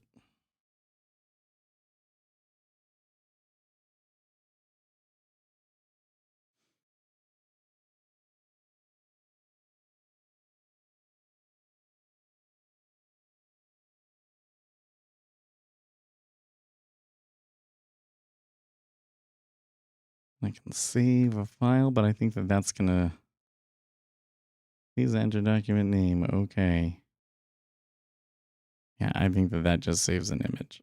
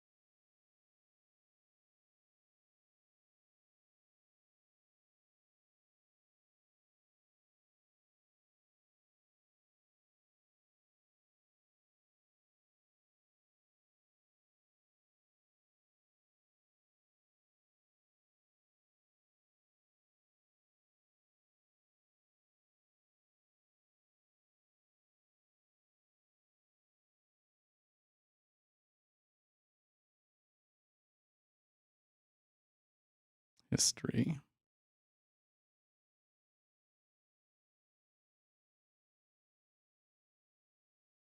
But how far back can I get it to display?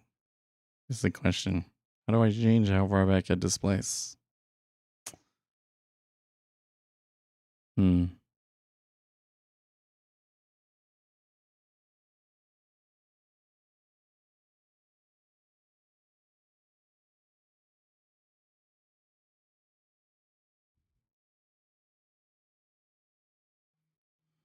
I wonder if that means that I can come in here and I can say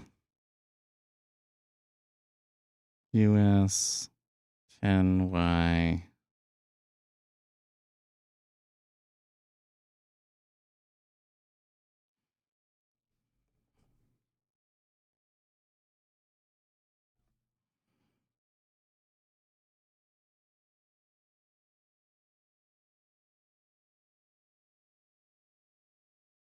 Oh, there's a bunch of different benchmarks that I can use here.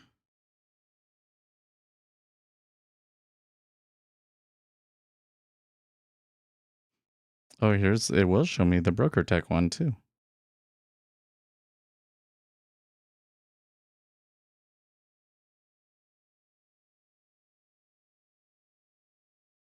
Hmm.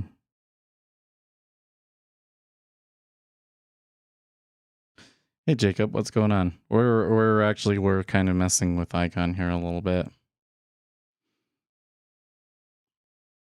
I have it off screen, but I was just trying to figure out how to chart a spread with it and how to change the chart history.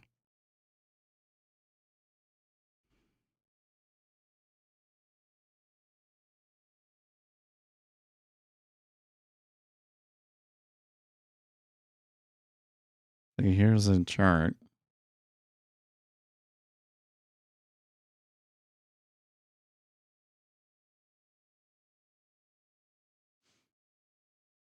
See data table.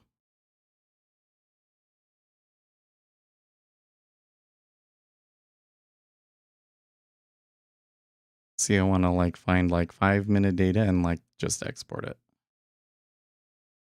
for as far back as it'll let me go.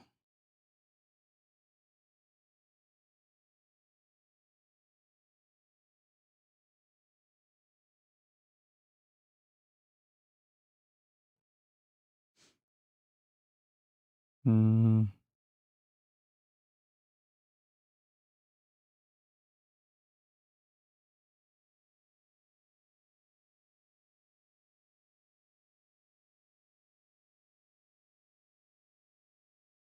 Oh, well that will chart a spread for me.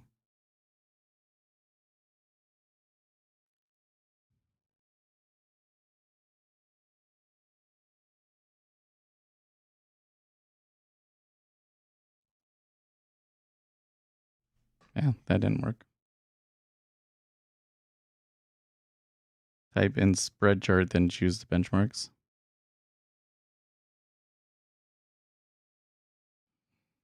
Spread chart.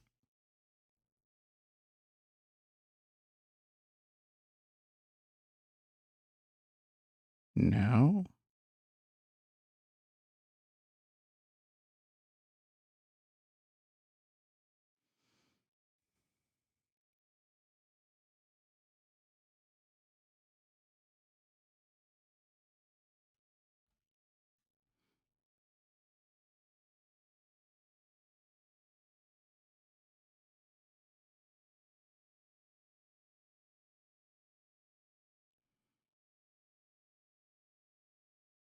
Interest rate spread chart.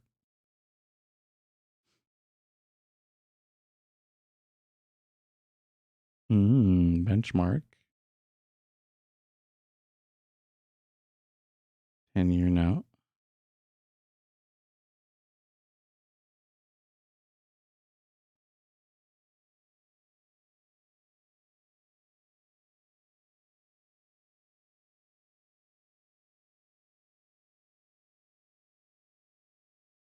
Yeah, there you go.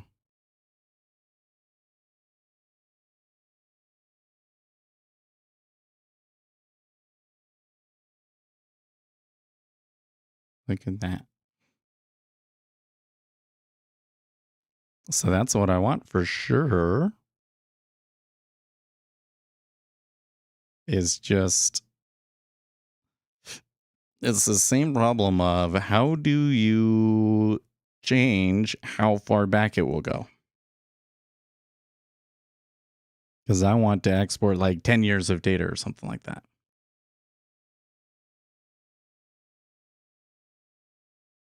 Yeah, today is a ZN. I can't, it was not a trend that I could jump on.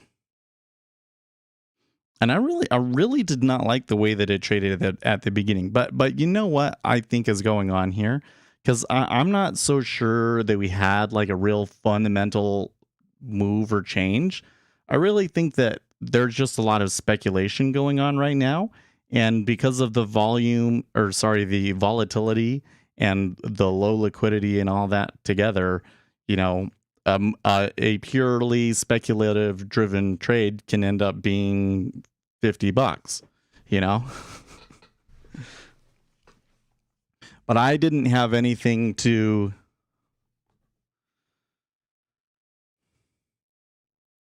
Yeah, I really need to go and like read. They must have thorough documentation somewhere, right? Help. Oh, there you go.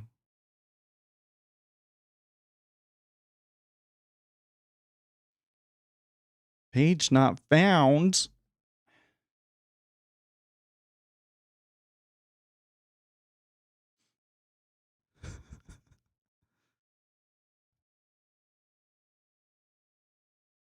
That's interesting. It seems a little slow sometimes too. See, like I just close that window. It takes it a while for it to close it.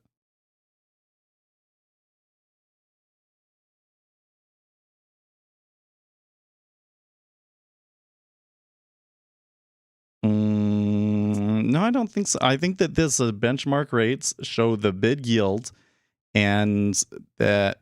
Well, okay. So you're saying.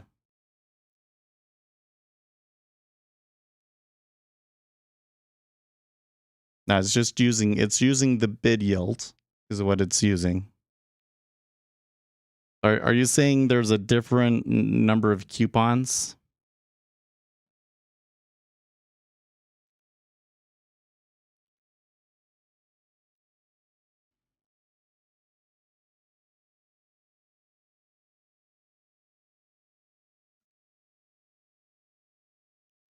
I forget what they call it. Once every 6 months.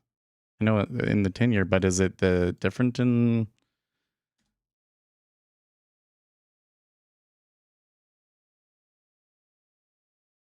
Treasury currently issues notes. In 2, 3, 5, 7, and 10-year maturities, Treasury notes pay interest on a semi-annual basis. Why would I have to do 5x the 2-year and 10? No, if we're just doing yields, right? We're just doing yields. That is the correct yield. And you can see how it's recently gone negative. So that's all correct. It's just that, like, how do I view like 10,000 rows? 50,000. Okay. 50,000.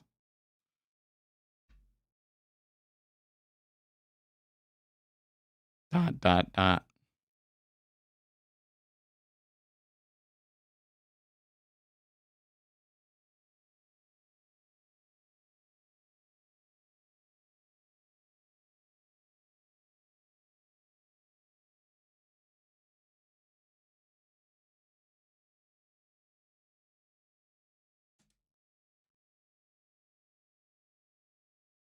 Yeah, no, it's just yield.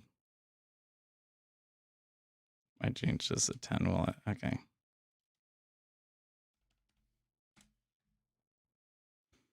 Because then we could export all, and I assume that exports to a CSV.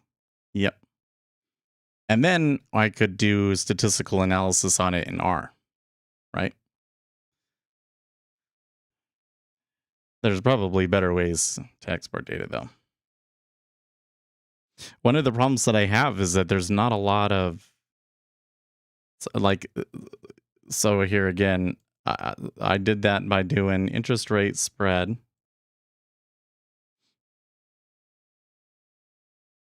And if I come to that page and then I press help,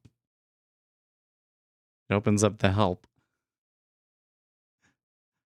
We can't find the page you're looking for.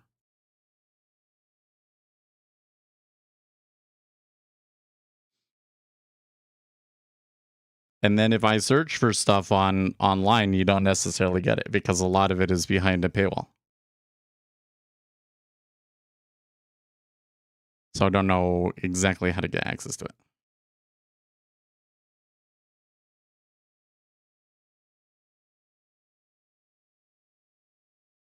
That doesn't work either.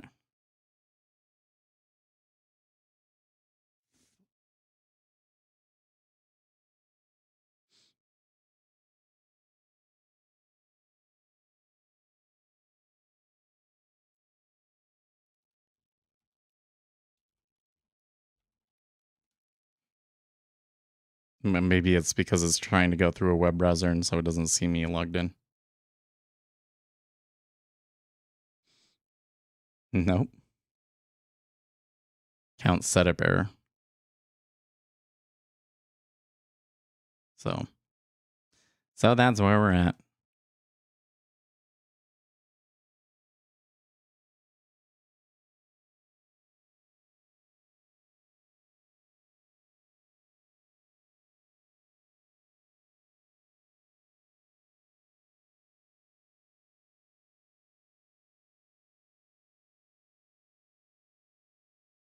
Oh, yeah, that probably would work.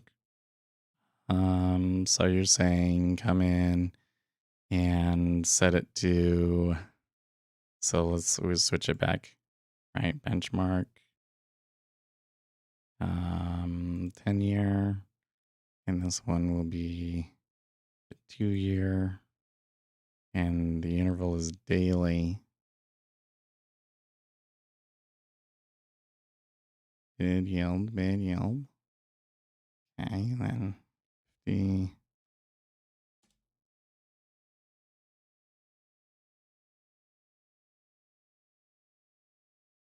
sufficient resources.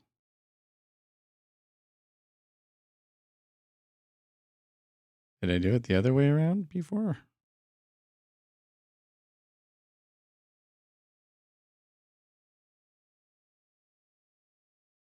Well, now it just doesn't like me.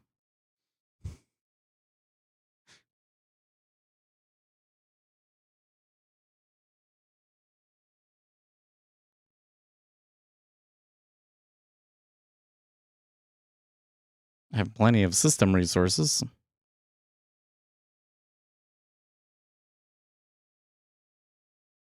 Yeah. Isn't that weird?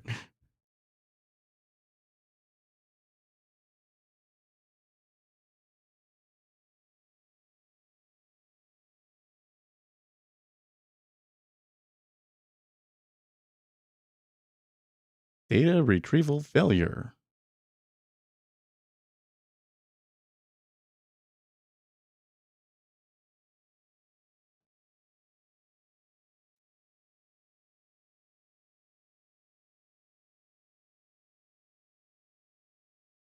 Yeah, I have Refinitiv icon open here. I was able to arrange a trial. Let's say.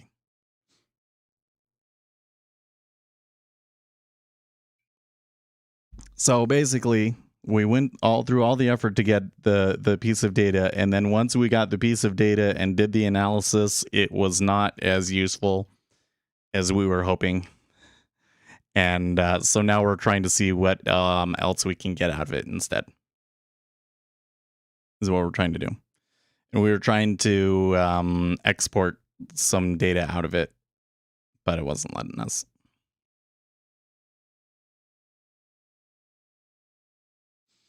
Yeah, I might need to like restart it. Well, I guess I can do that here. I'm gonna close it. Don't save. Oh, it actually closes down really quickly. That's weird.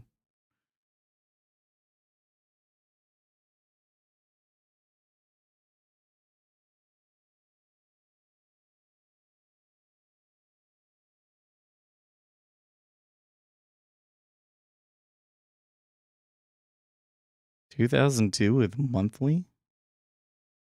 Oh, yeah. Well, but I think 2017 might be enough. Like if it was 5-minute data back to 2017, then that would be enough. But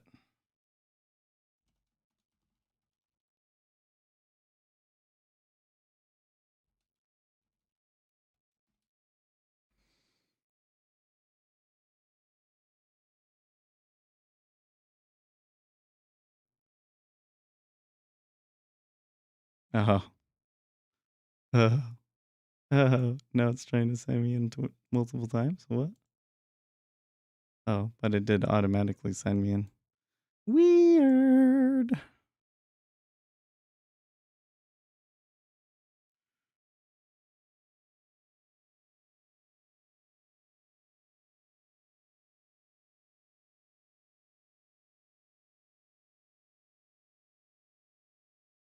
I guess if you just try and sign out and sign back in, it does not like you. So I'm just going to close it.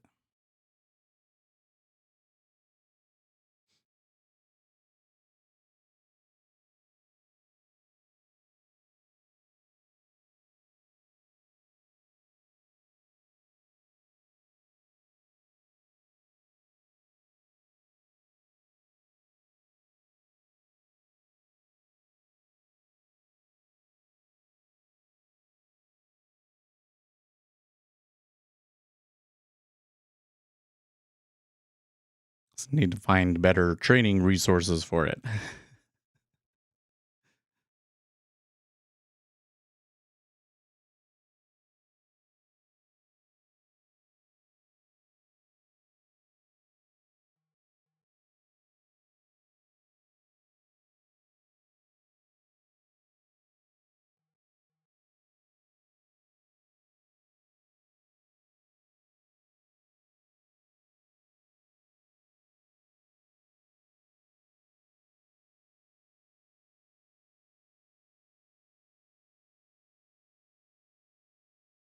Yeah, well, this what I've got is not like your full on icon. It's some sort of stripped down version.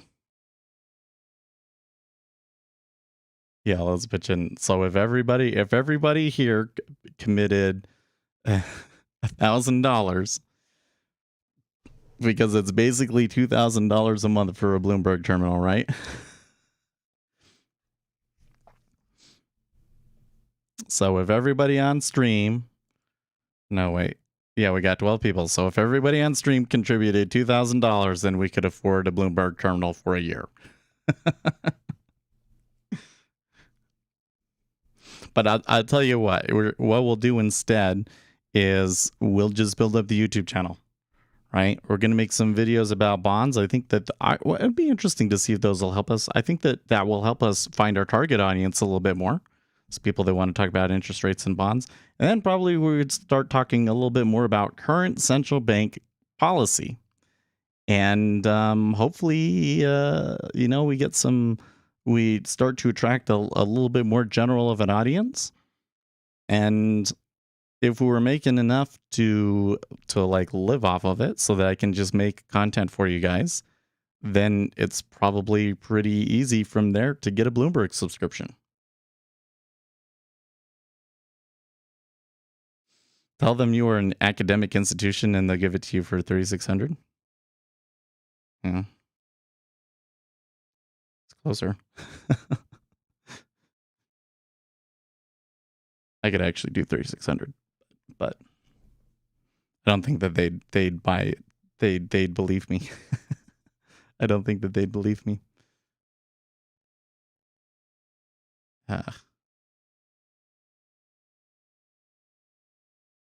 Go to support.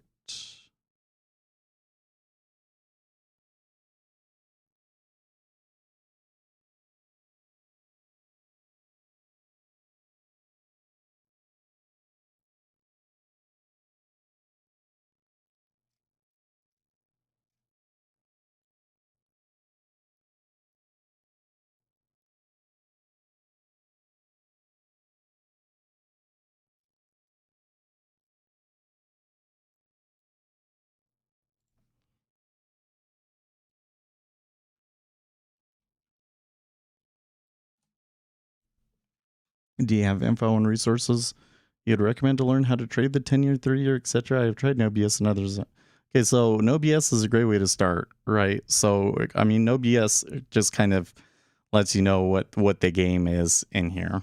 Now, I have a series on order flow that gets into some more empirically driven behaviors of markets that are really useful. But from there, you want to understand what's going on in the market itself, right? And I think the best way to learn that stuff that we have available, at least right now, is just from watching the market every day and reading the news. So you want to read every comment by a central banker because they give speeches. You definitely want to read the FOMC and all of those things, right? And then you want to follow all of the economic reports that come out that they kind of look at. And from there, watching the market, after a long while, you kind of get an idea of like what the current context is and how they're going to react to certain things, right? Now, the next videos that I'm going to make is going to try and help you get a little bit of a jump start on that. But it's difficult stuff. I think that really what I need to do is I need to write a book, and I kind of have like the beginnings of a book because I've been kind of taking my scripts and combining them together. But especially when we get into the bonds is when we can kind of get into like really detailed stuff beyond what you would normally be able to get into in a YouTube video, So I think, yeah, read Stigum's The Money Market.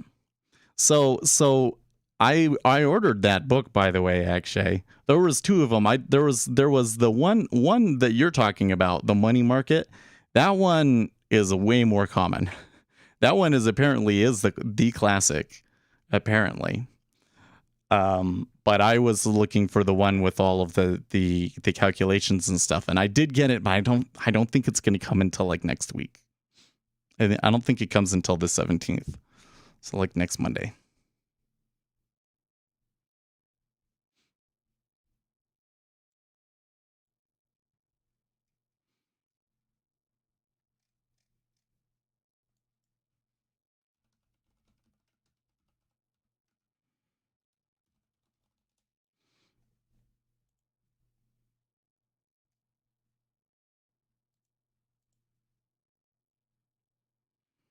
It's the gateway book to a guilt. So that's basically where you learned? Would you say?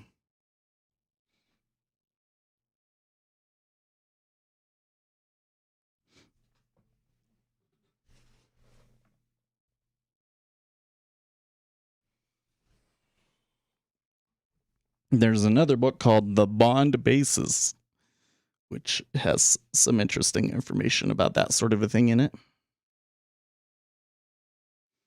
But like the whole thing that you need to think about is I need to predict future orders. What's something that's going to predict future orders, because there's all this nonsense with chart patterns and stuff. Doesn't really predict future orders, but like when there's a policy change, that changes future orders, right? That a lot of people are forced to submit orders off of that sort of thing, and you can, in some instances, predict what those are going to be and front run them, right?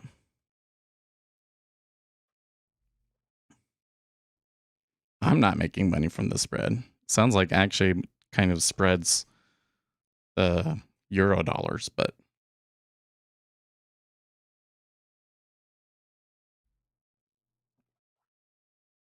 I want to make money from the spreads.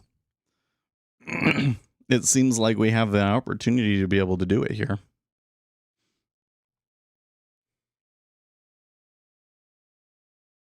Not today, of course. Treasuries moving up and kind of doing the opposite thing that we'd want, right?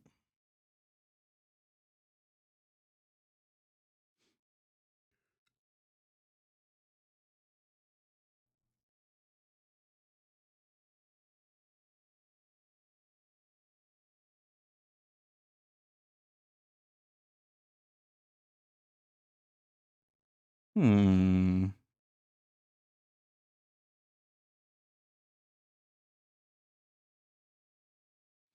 wonder if the reason why it wasn't letting me get data anymore was because I had like exceeded my data limits for the day or something like that.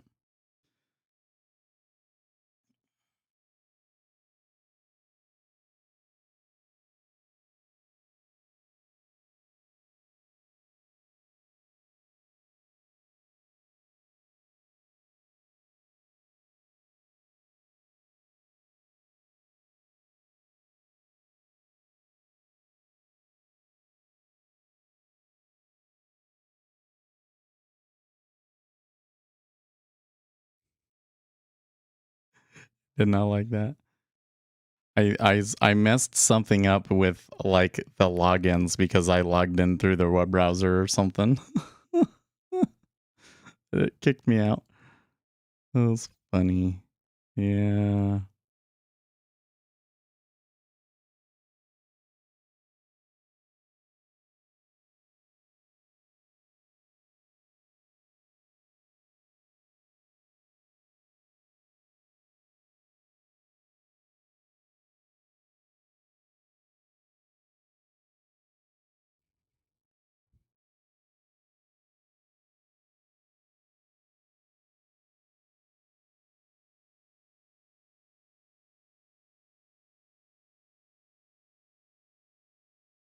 Oh, maybe it was. You were signed in on another device. You were signed in on another device. Okay. Sign out. Save.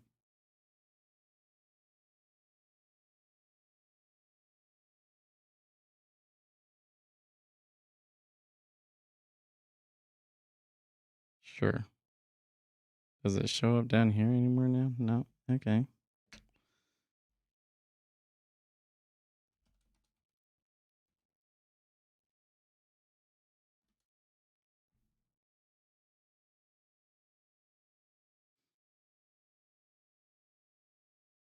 We have arbitrage out and CUNY. Yes, you could do that, but again, they have a spread, right?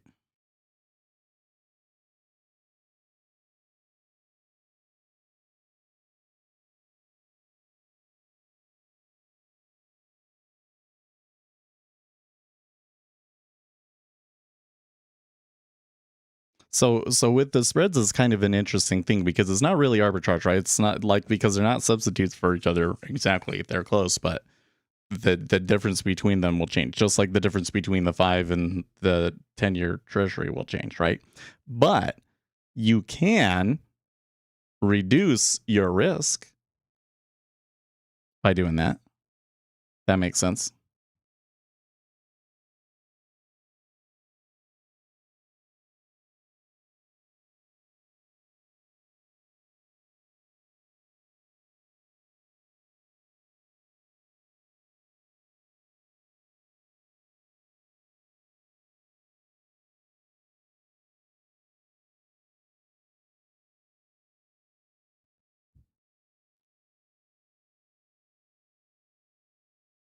Okay, I think maybe I solved my problem. Yeah.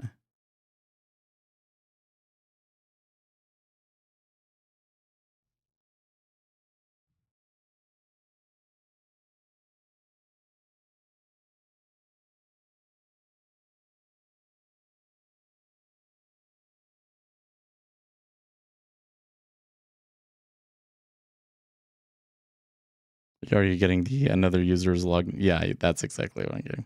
Because it's, I think it's because a lot of these windows are not actually the application. They're just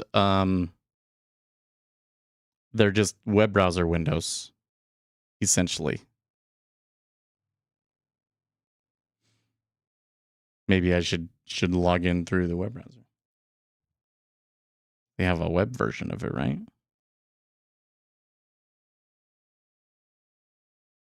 So I opened up this interest rate spread chart and it's just kind of hung now.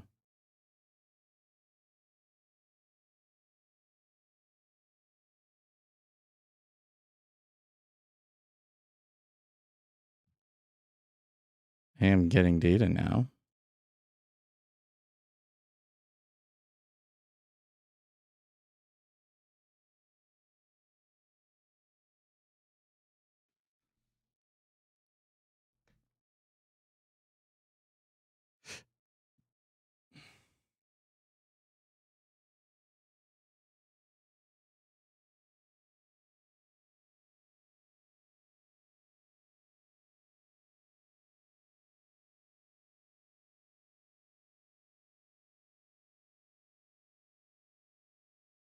Yeah, now I open this up, it wants me to log in.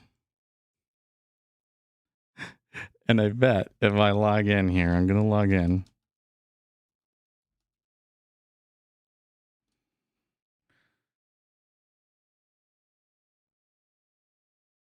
You are logged in elsewhere. Blah, blah, blah.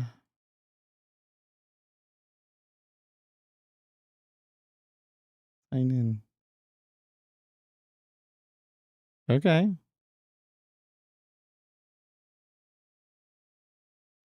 Request failed. Request failed. Insufficient resources. So that did not solve it by restarting everything. Kind of wondering if doing all of that, it said, nope, you've got to, you can't request that much data. You've reached the amount of data you can request for the month.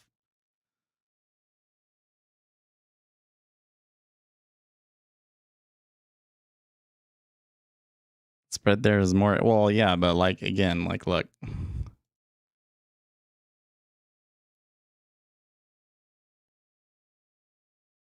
You see that chart right there? See that yellow line?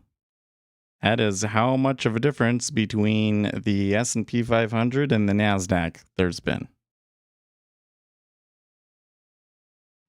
A data limit? It seems like maybe there's a data limit. I don't know what else it could be.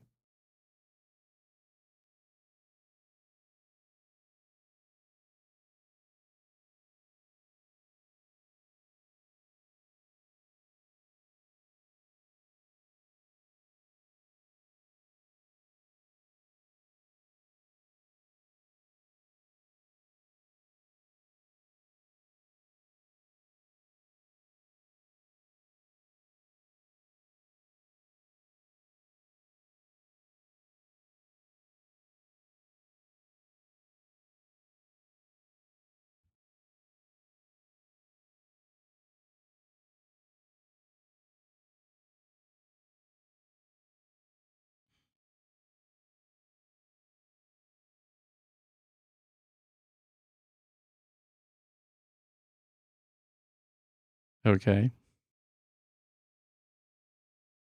Who lagged? Well, okay, so which one is going up matters because the NASDAQ is more tech heavy and is more growth. And so you're getting a difference between growth versus value, right? That's what you're really looking at is growth versus value. And if interest rates are getting lower or the market expects that interest rates, monetary policy could become easier, then you tend to see the growth lead, which is why you're seeing it move up right now.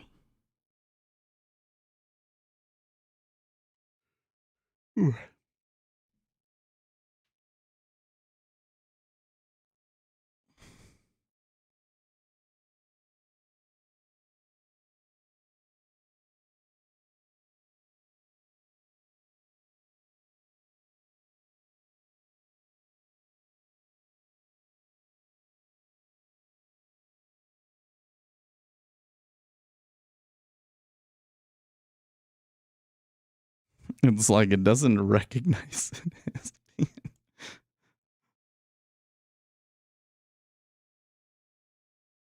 Oh man.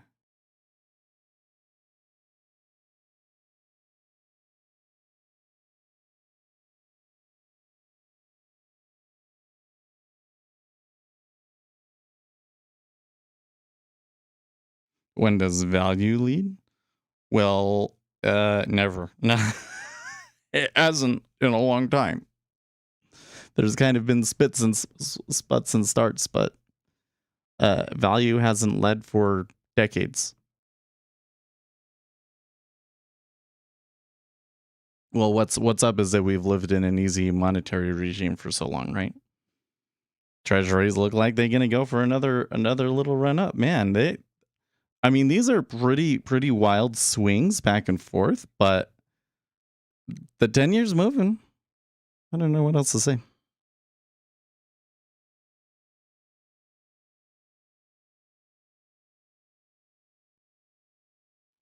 I have to say, so far, I'm not impressed with the quality of the icon application.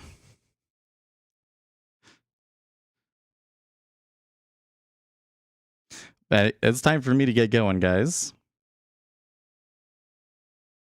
Oh, I need to come back over here. Yep, I will. You know what? We got some big inflation numbers this week, so don't miss it. We'll be here. I will see you in a blah, blah, blah. I'll see you tomorrow. In the meantime, stay profitable, friends, or at least don't blow it all.